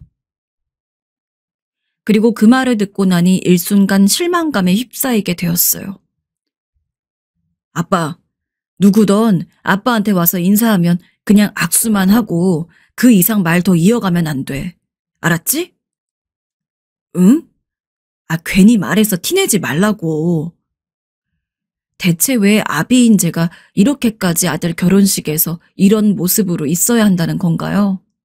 이유라도 설명해 주었으면 좋았을 텐데 바쁘다며 그 이상 말을 더 하지 않고 바로 나가버리더군요. 결국 어쩔 수 없이 저는 앵무새처럼 아들이 부탁한 대로 악수만 하고 감사 인사만 짧게 전했어요. 이건 마치 고깃집 앞에서 움직이며 인사하는 오뚜기 인형이랑 다를 게 없는 꼴이더군요. 차라리 안 오는 게 더 나았을까 싶을 정도로 참 기분이 이상했습니다. 나중에 나가는 길 아무래도 마음이 개운치 않아서 아들을 불렀어요. 대체 내가 왜 이렇게 해야 하냐고 물었는데요. 아빠, 나 지금 바빠. 그리고 아까 아빠랑 인사한 사람들은 하객 알바하는 분들이야. 내가 아주 급하게 불러서 쓴 거라고. 쓸데없는 얘기 안 했지?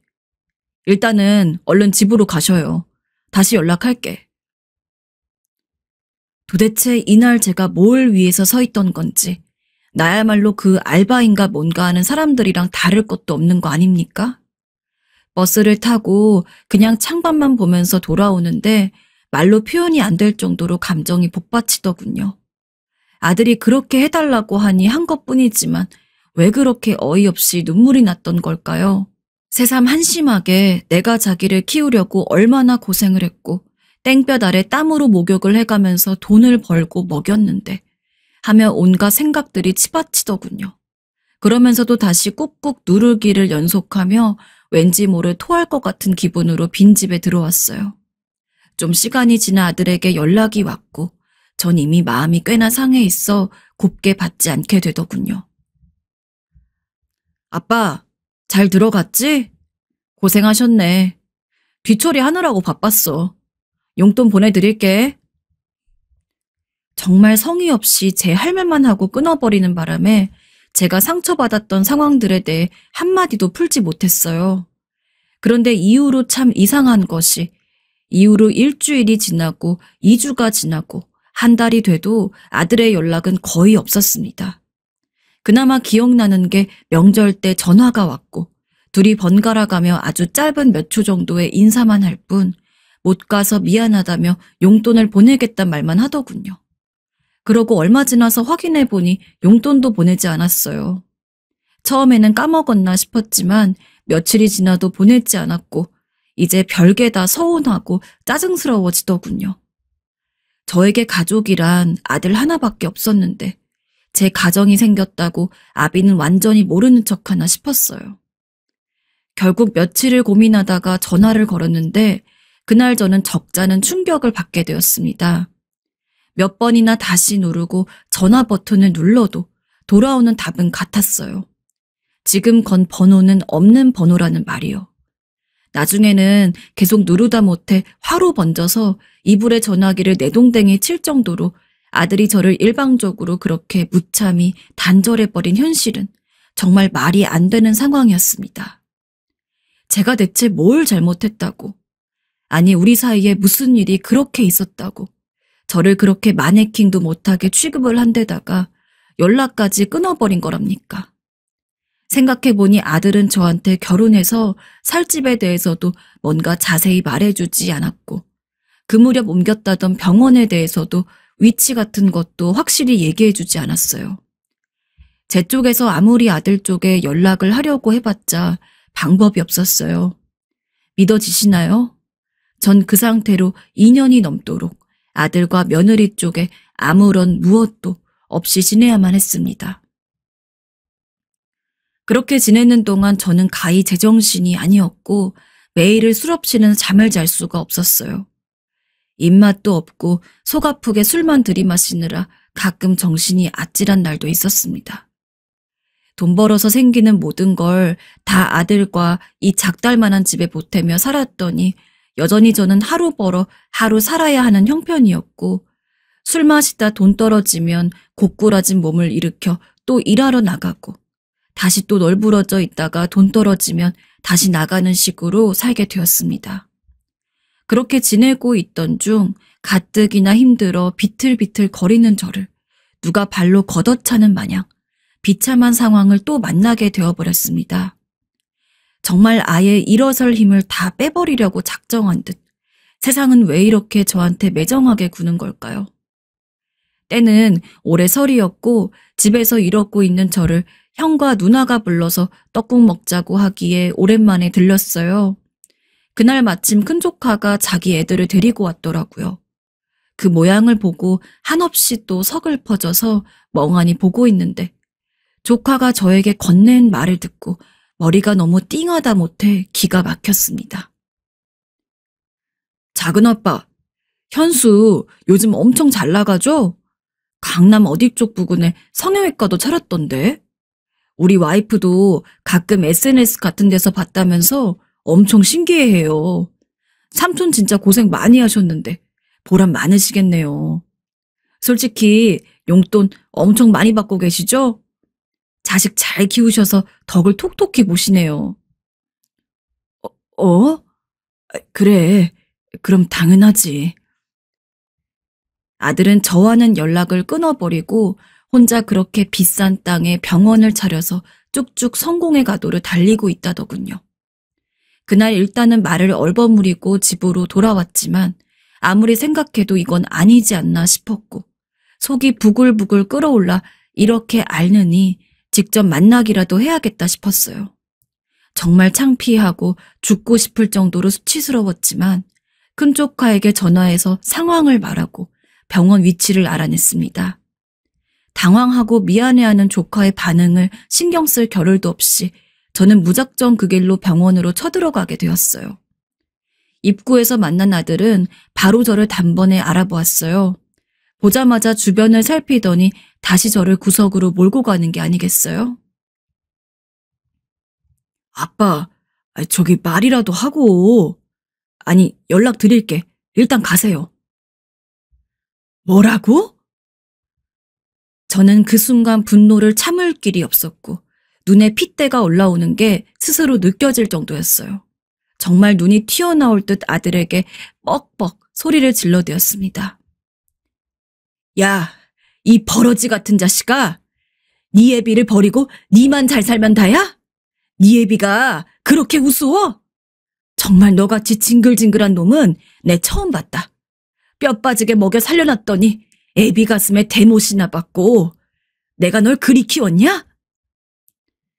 그 허옇고 넓적한 병동 안에서 사방이 대리석인 양 번뜩이는 그 장소에서 내 아들임에도 아들이 아닌 상태로 저를 차갑게 내쫓으려는 아들에게 저는 분노를 토해버렸어요. 주변 환자들이며 지나가는 사람들이 경악하는 얼굴로 일제히 쳐다보았지만 전 더 이상 홀로 술 따위나 마시며 이 모든 걸 감내할 기력이 없었습니다. 뭘 해도 아들에게 다 쏟아내고 끝내버리란 생각뿐이었어요. 그러고 그냥 돌아왔으면 그나마 어찌 되었을지 모르겠는데 아들은 정말 남도 못한 짓을 저에게 저질러 버렸어요. 그날 하루에 일어난 모든 상황이 제게 얼마나 끔찍했는지 모릅니다. 아들은 그 길로 경찰에 저를 신고해 버렸더군요.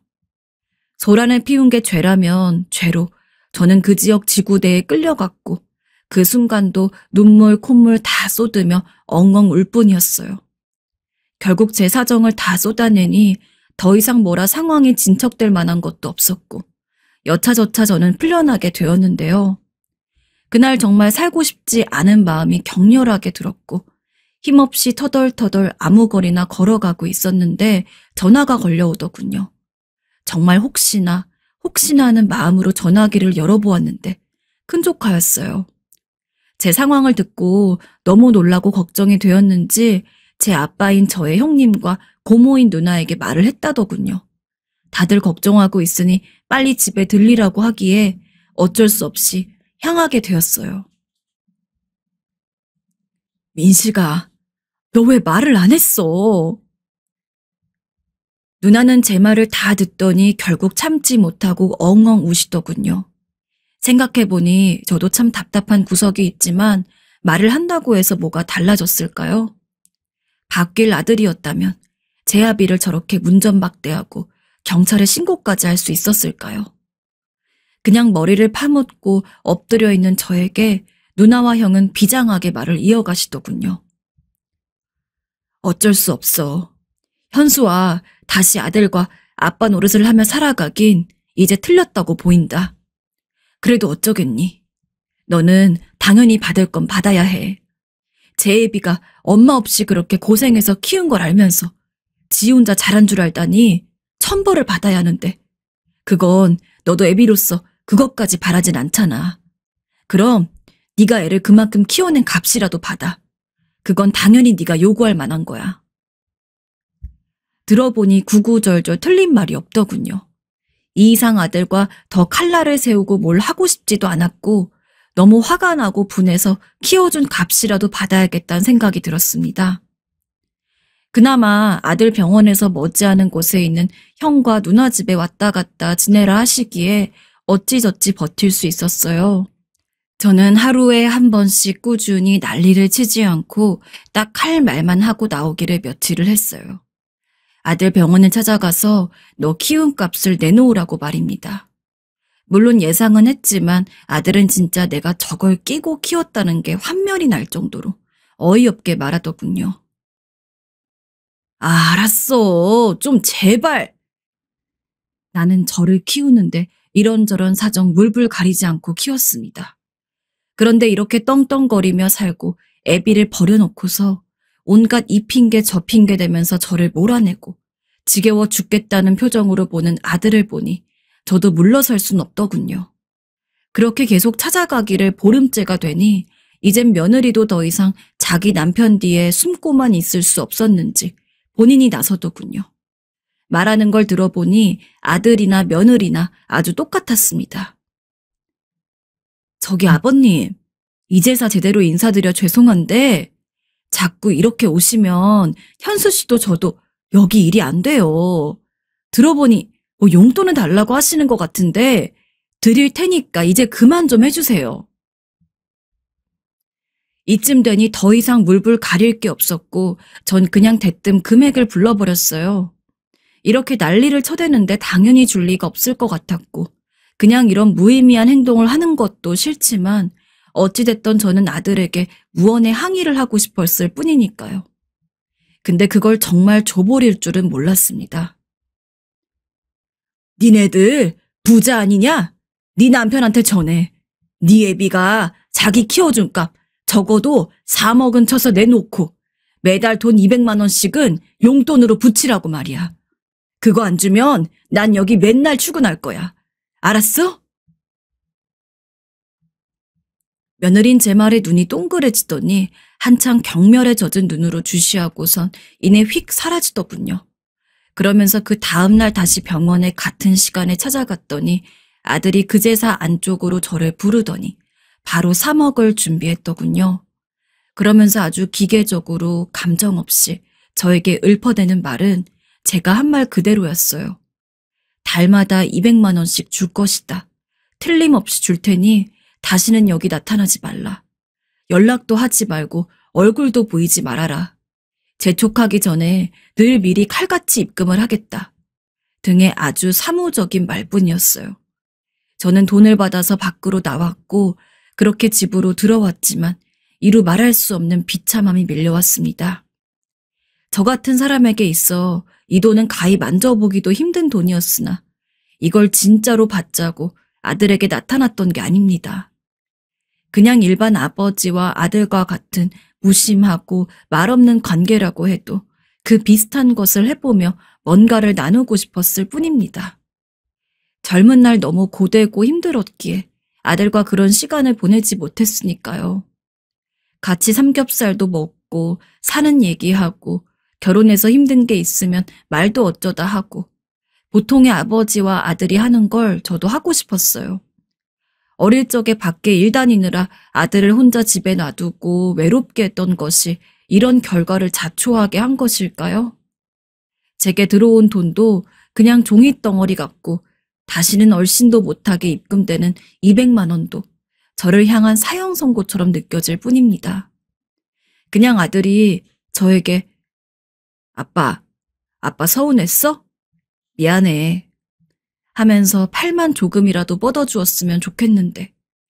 아니 그런 것도 다 필요 없이 그냥 아빠하고 저를 봐주기만 했으면 좋겠습니다. 이런 걸 소원으로 바라게 된 제 모습이 너무나 비참하고 통탄할 뿐이에요. 어디서부터 뭐가 어떻게 어긋났기에 저와 아들은 이런 시간을 마주하게 된 것일지 여전히 저는 눈뜨기 괴로운 날들을 하루하루 맞이하고 있습니다. 안녕하세요. 아직 결혼하지 않은 예비 신부입니다. 결혼 날짜까지 이제 4개월 정도 남았는데 너무나 고민을 할 만한 일이 생겨서 이렇게 익명으로 사연을 보내봅니다. 부디 인생 선배님들께서 저를 딸이라 생각하시고 조언을 한두 마디씩이라도 해주신다면 감사하겠습니다. 저와 남자친구는 고등학교 시절부터 10년이 넘게 사귄 커플이에요. 서로 같은 반이었고 워낙 통하는 게 많아서 동성친구보다도 친하게 지내다가 대학에 가서 남자친구의 고백으로 연애를 하게 되었습니다. 마침 또 대학교도 같은 대학교여가지고 비록 같은 학과는 아닐지언정 캠퍼스 커플로 한 번도 싸우지 않고 무척이나 사이좋게 연애했죠. 서로가 첫 남자친구, 첫 여자친구였던지라 저희는 모든 행동들이 전부 서로와 하는 게 처음이었습니다. 그런 특별함이 쌓이고 쌓이다 보니 언제부턴가는 남자친구나 저나 상대방이 아니면 안 될 것 같다고 생각을 하게 되더라고요. 게다가 사귀면서 서로 부모님들도 정말 자주 찾아뵈었습니다. 물론 그때 정식으로 결혼을 이야기한 것은 아니었지만 아무래도 오래 사귀다 보니까 그만큼 상대방 가족을 볼 일도 꽤나 생기더라고요. 남자친구네 부모님이 저를 먼저 궁금해하기도 했고 저희 부모님 쪽에서도 너는 대체 누구를 만나길래 그렇게 오랜 시간 동안 한 명이랑만 사귀는 거야? 라면서 궁금하다고 저한테 남자친구를 데려와 보라고 한 적도 있습니다. 덕분에 저희는 사실상 결혼 이야기가 나오지 않던 때에도 거의 예비 사위, 예비 며느리처럼 대접을 받고는 했죠. 그러다가 올해 초에 남자친구에게 프로포즈를 받았습니다. 저도 같은 마음이었기에 기꺼이 남자친구의 프로포즈를 받아들였습니다. 그리고 서로 부모님들끼리 상견례를 하고 결혼을 하기로 약속을 한 뒤 저희 가족과 남자친구네 가족은 결혼식을 준비하느라 무척이나 바쁘게 지냈습니다. 서로 직장 생활을 하면서 결혼 준비를 한다는 게 말처럼 쉽진 않더라고요.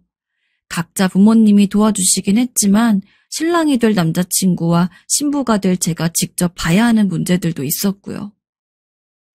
아이고, 네가 우리 집에 시집 온다고 고생이 많다. 아니에요, 어머님. 그래도 저희의 결혼을 준비하는 것인 만큼 힘들어도 기뻤고 무엇보다도 예비 시어머니가 무척이나 잘 대해주셨기 때문에 견딜 수 있었습니다. 생각해보면 예비 시어머니 저와 남자친구가 연애를 할 당시에도 저한테 엄청 잘해주셨어요. 솔직히 처음에는 남자친구가 여자 한 명만 만난다는 게 조금 별로이기도 했는데 막상 저를 보고 나니까 왜 남자친구가 그렇게 저랑 오래 연애를 하는지 알 것 같다는 이야기도 하셨죠. 남자친구를 사랑했던 만큼 전 당연히 남자친구 부모님에게 더 좋은 인상을 주고 싶었기 때문에 예비 시어머니가 그렇게 저를 좋게 봐주신다는 게 너무 좋았습니다. 그때야 뭐 결혼 이야기를 하지 않았다고 하더라도 솔직히 전 처음 남자친구랑 사귀고 오래도록 연애를 지속하면서 언젠가는 이 남자랑 결혼을 할 시기가 올 거라고 생각을 했기 때문에 그냥 그때부터 미리 예비 시어머니에게 점수를 딴다는 마음이 있었던 것 같아요. 아무튼 그렇게 결혼 준비를 하면서 직장을 다니고 있었는데 갑자기 회사 사정으로 2주일 동안 유급 휴가를 받게 되었을 때가 있었습니다. 갑작스러운 일이긴 했지만 결혼 준비랑 회사 생활을 병행하다 보니까 솔직히 지치기도 했고 간만에 제대로 좀 쉬겠다 싶어서 기쁜 마음으로 갑작스러운 휴가를 받아들이게 되었죠. 정말 핸드폰으로 사람들이랑 연락하는 것만 빼고 밖으로는 단 한 번도 나가지 않았습니다.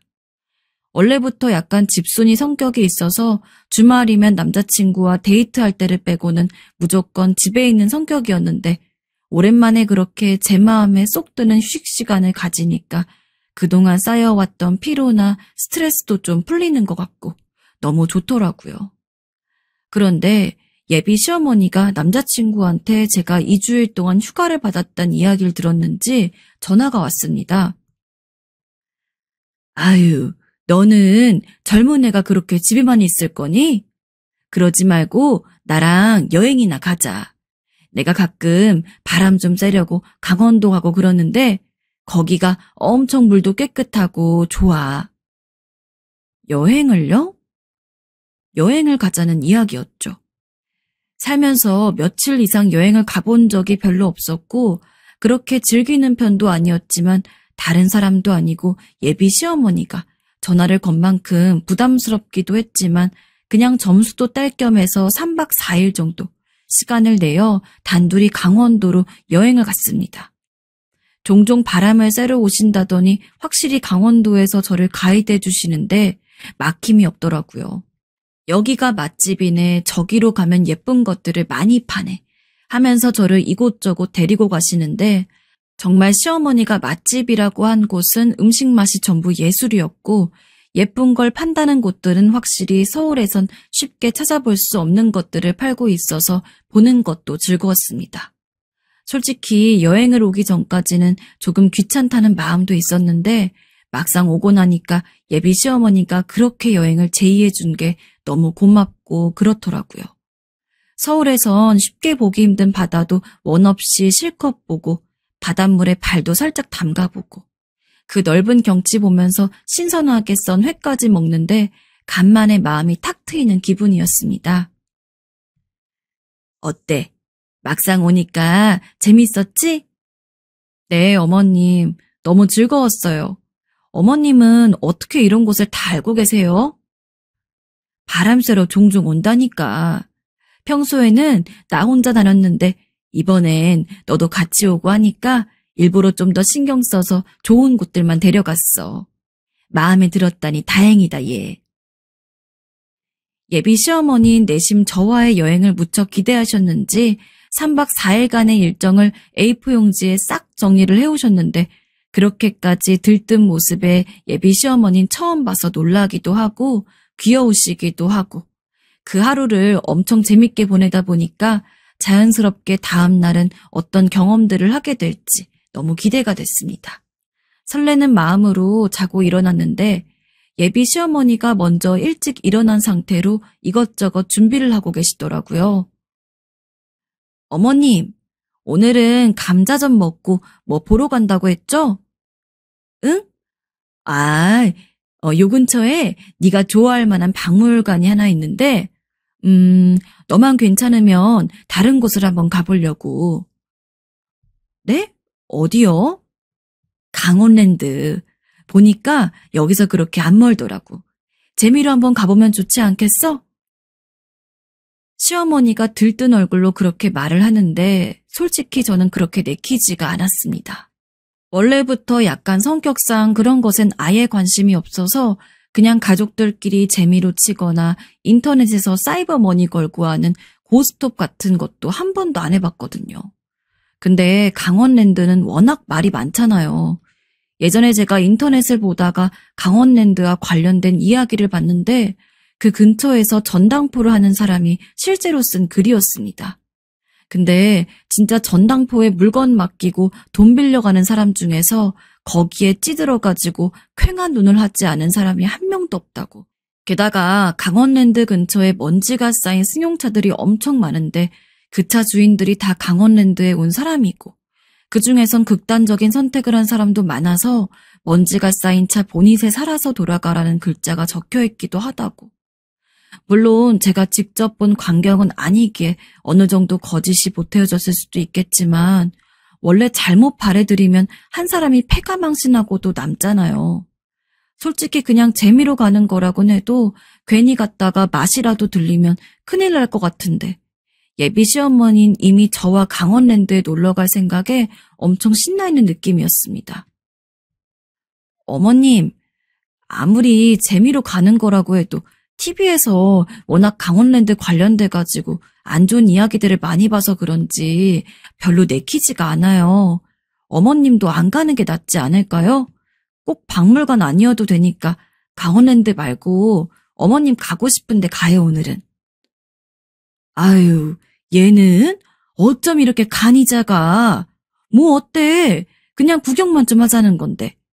그리고 10만 원씩만 쓰면 아무런 문제도 없고 괜찮을 거야. 강원도까지 왔는데 그런 곳은 한번 좀 가봐야 되지 않겠어? 이런 것도 인생인데. 하지만 시어머니는 적극적으로 저한테 강원랜드에 놀러 가자고 이야기하며 열변을 토했습니다. 그렇게까지 가고 싶어 하시고 10만 원밖에 안 쓴다고 하는데 그걸 가지고 계속 제가 말리기도 참 그렇고.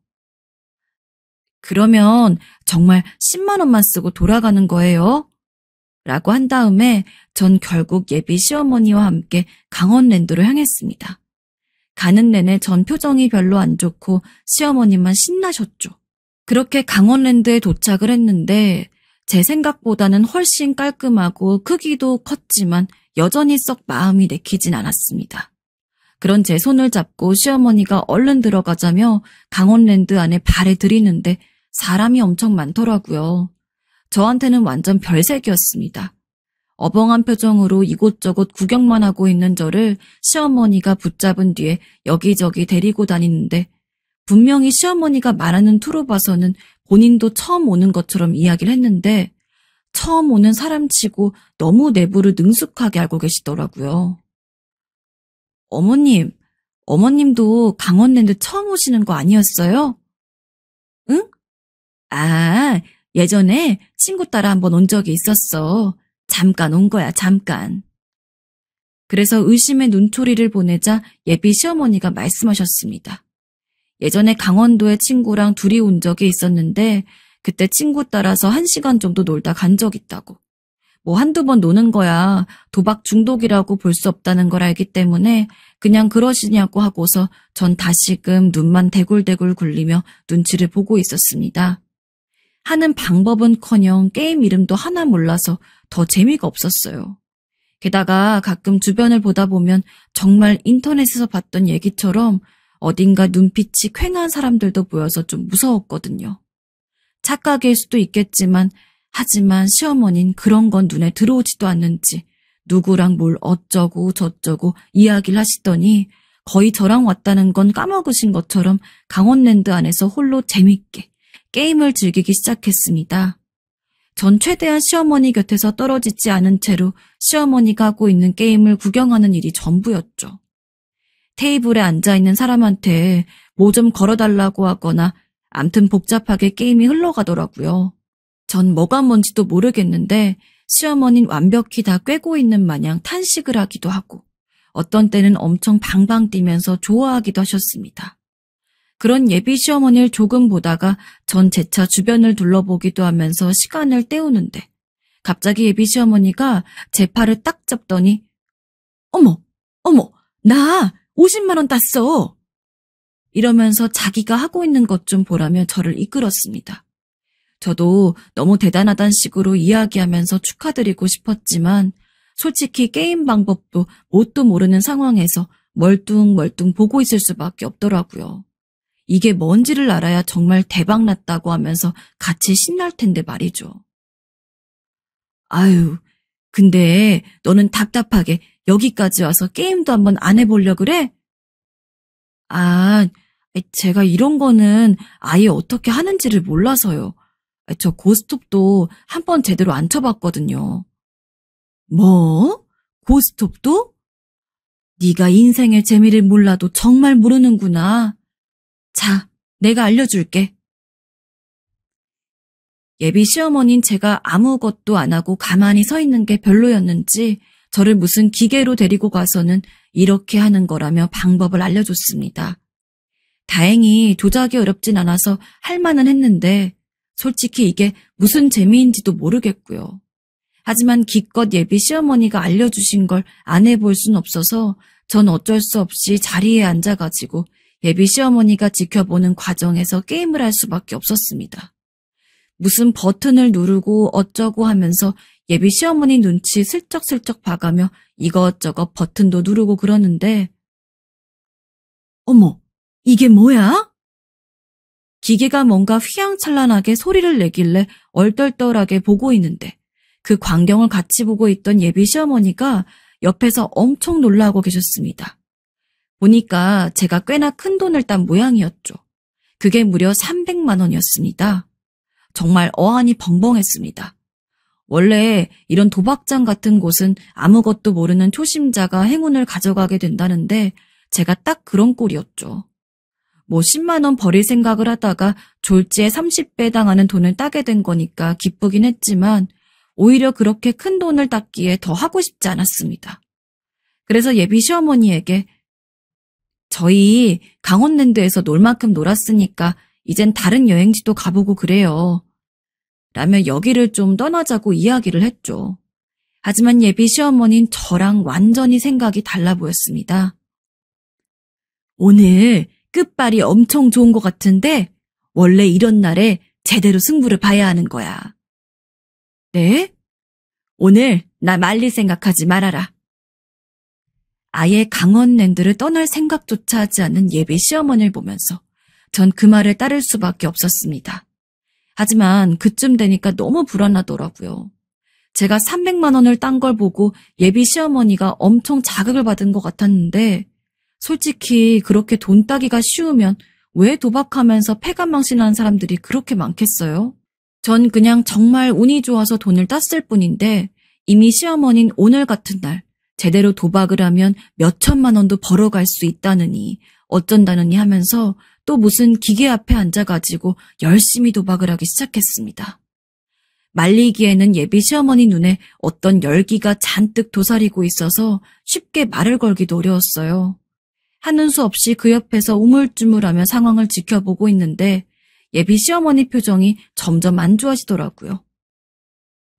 네가 딴 것 중에 100만 원만 좀 빌려줘 보렴. 100만 원을요? 그래, 얼른. 어머님, 이제 저희 슬슬 가는 게 좋을 것 같은데.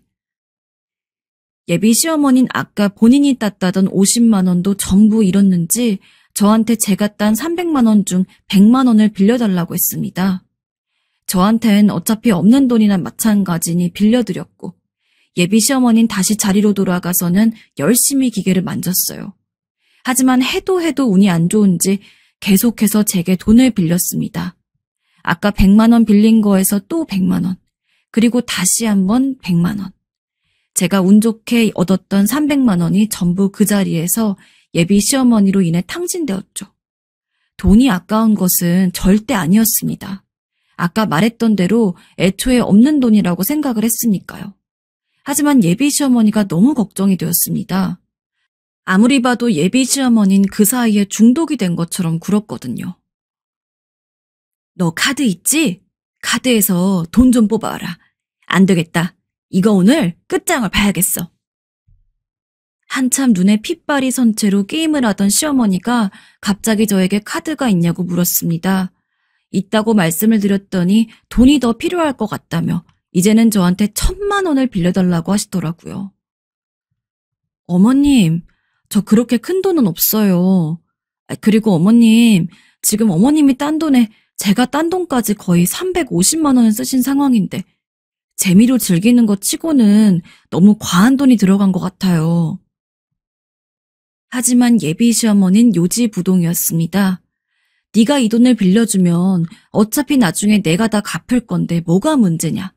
그리고 원래 이런 데 놀러와서 한 1,000만 원 정도 쓰는 건 일도 아니다. 당장 결혼이 오래 남지도 않은 상황에서 예비 시어머니 되실 분이 그렇게 이야기를 하는데 저로서도 더 이상 말리기가 힘들었습니다.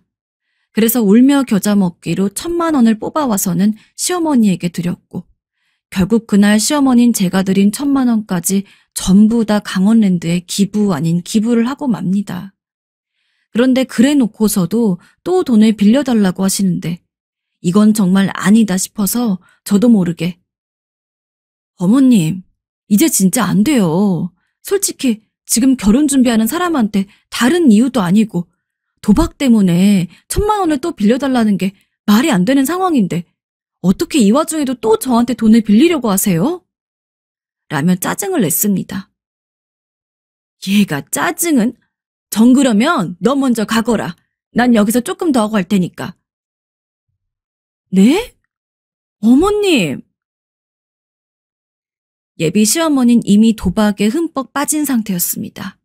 아니 여기서 1,000만 원 넘게 써놓고서 대체 얼마나 더 쓰고 가시려고. 여행 와서 이게 무슨 날벼락인지 제 돈을 잃은 것도 잃은 거지만 예비 시어머니가 너무 걱정이 됐습니다. 아예 기기 앞에 제대로 자리를 잡아서 한탕 해보려는 듯 구는 시어머니를 억지로 끌고 나갔어요. 시어머니는 저한테 무슨 짓거리냐며 고래고래 소리를 지르는데 쪽팔릴 시간도 없었습니다. 그냥 한시라도 빨리 예비 시어머니를 이곳 강원랜드에서 멀어지게 해야겠다고 생각을 했거든요. 허나 저한테 억지로 끌려나간 시어머니는 잃은 돈도 미처 제대로 복구도 못했는데 거기서 나와버리면 어떡해? 너 때문에 다 망했다. 다 망했어. 라며 온갖 타박을 하기 시작했어요. 내가 얼마나 여기에 집중하고 있었는데 조금만 더 해도 딸 수 있었다고. 어이구 나쁜 년. 너 때문이다. 너 때문이야. 어머님. 전 놀랄 수밖에 없었어요. 예비 시어머니는 원래 저한테 나쁜 말이라곤 한 번도 안 하신 무척 천사 같은 분이었습니다. 그리고 평소 성품 자체가 우아하신 분이라 전 내심 시어머니는 욕 같은 걸 전혀 모르고 살았을 거라고 생각했는데 그래서인지 차를 탄 뒤 제 옆에서 온갖 쌍욕을 하는 시어머니가 정말 낯설더라고요. 그렇게 한창 욕을 하던 시어머니는 강원랜드에서 꽤 멀어지고 나서야 조금 정신이 돌아오셨는지 이번 일은 우리 집에는 비밀이다. 알았지? 시어머니와 며느리로서의 약속이야. 라며 입단속도 시키셨죠. 처음에는 서울로 돌아가자마자 남편한테 당연히 이야기를 하려고 했지만 예비 시어머니가 계속해서 비밀을 지켜달라고 그러는데 갈등이 되긴 했으나 전 결국 아무런 말도 하지 않기로 결정을 했습니다. 비록 예비 시어머니가 큰 돈을 잃긴 했지만 그때가 처음이기도 했으니 그날 여행을 갔다가 생긴 해프닝 정도로 남기기로 했죠. 게다가 더 생각하면 머리만 아프기도 했고요. 하지만 저는 그 일을 아주 후회하기 시작했습니다. 그 이후로 서울로 돌아온 뒤 예비 시어머님 묘하게 사람이 달라졌습니다. 평소에 저랑 자주 연락을 하긴 했지만 끼케야 오늘 점심은 먹었는지 저녁은 먹었는지 이런 것들만 묻고 가끔 데이트하자면서 커피 한 잔 마시자고 이야기하는 것이 전부였는데 강원랜드에 다녀온 뒤로 예비 시어머니는 이전처럼 저에게 연락을 하긴 했지만 연락을 하는 내용 자체가 아예 변했습니다. 내 계좌로 50만 원만 입금해 줄 수 있니? 지금요? 응, 내가 한의원에서 와서 약을 지으려 하는데 내일 입금해 주마. 바로 돈을 빌리는 일이 생기게 된 거죠. 왜 필요하시냐고 여쭤보면 어느 정도 타당한 이야기였기에 안 빌려드리기도 참 뭐했습니다. 아주 큰 돈이었으면 차라리 그냥 제 선에서 거절을 했겠지만 몇십만 원씩 자잘하게 빌려가시는 거여서 엄청 거절하기도 모호하고 하지만 예비 시어머니가 빌리는 돈의 액수가 점점 커졌습니다. 처음에는 10만 원에서 20만 원이었다가 언제부터는 50만 원 그리고 그 이후에는 100만 원, 200만 원, 300만 원 그렇게 조금씩 몸집을 불려가던 돈은 어느샌가 1000만 원이 넘었습니다. 속으로 계속해서 이건 아닌데 싶었습니다. 하지만 돈을 빌릴 때마다 다음에 이전에 빌린 돈까지 한 번에 갚겠다며 말씀을 하시는데 이미 제가 빌려드린 돈도 있어서 더 안 빌려주기도 그랬어요. 그렇게 빌려드린 돈이 거의 2천만 원에 육박했습니다. 정말 혼수살돈까지 끌어서 빌려드린 거기 때문에 정말 더는 여유가 없었어요. 근데 지난주에 시어머니에게서 또 연락이 왔습니다. 한동안 저한테 전화를 안 하시길래 솔직히 내심 기뻤거든요. 그전에야 예비 시어머니와 전화를 해봤자 그냥 같이 식사하거나 커피 마시자는 이야기였기 때문에 그때는 정말 예비 시어머니랑 데이트한다는 기분으로 즐겼고 그래서 연락이 오는 게 기뻤지만 강원도에 다녀온 이후부터는 저한테 연락을 해도 무조건 돈 빌려달라는 것이 목적이었기 때문에 언제부턴가는 조금 힘들더라고요. 이번이 진짜 마지막이니까 3천만 원만 빌려주렴. 아니나 다를까 연락이 온 시어머니의 목적은 또 돈이었습니다. 심지어 3천만 원을 한 번에 빌려달라는 이야기였죠. 혼수할 돈도 없다고 이제 정말 돈 넣을 구석 없다고 이야기를 해도 소용이 없었습니다. 3천만 원만 빌려주면 혼수를 자기가 해주겠다고 하시는데 바보 같게도 그때가 돼서야 명확하게 느낌이 왔던 것 같습니다. 이거 강원랜드 때문이구나 라고요.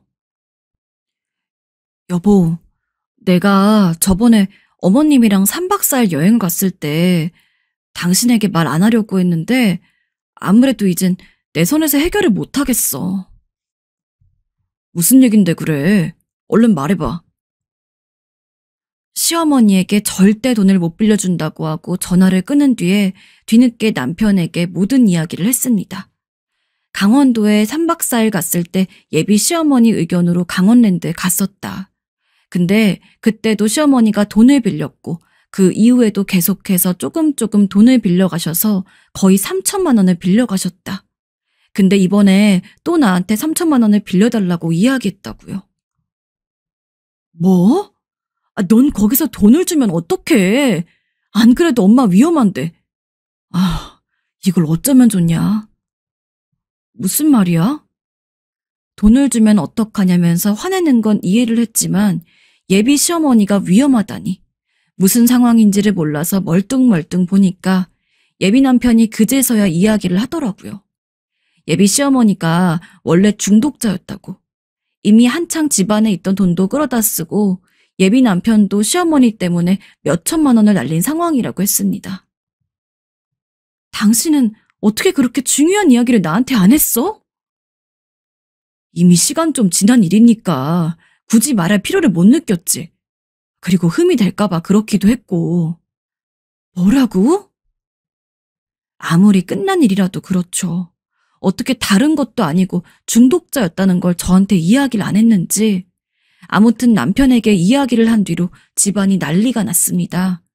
예비 시어머니는 저한테 전화를 해서 그거를 일러 바치냐고 뭐라고 하고, 그리고 저는 지금 엄청 큰 고민에 휩싸여 있습니다. 다른 건 몰라도 예비 시어머니가 중독자였다는 걸 저한테 이야기를 안 한 게 무척이나 컸어요. 시아버지가 그 돈을 모두 갚아주시긴 하셨지만 그런 건 당연히 말을 해줘야 되는 거 아닌가요? 결혼까지 4개월 정도밖에 안 남은 상황에서 너무 늦은 고민일 수도 있지만 이 결혼을 진정으로 해야 하는 건지 많은 생각이 듭니다. 제가 어떻게 하면 좋을까요?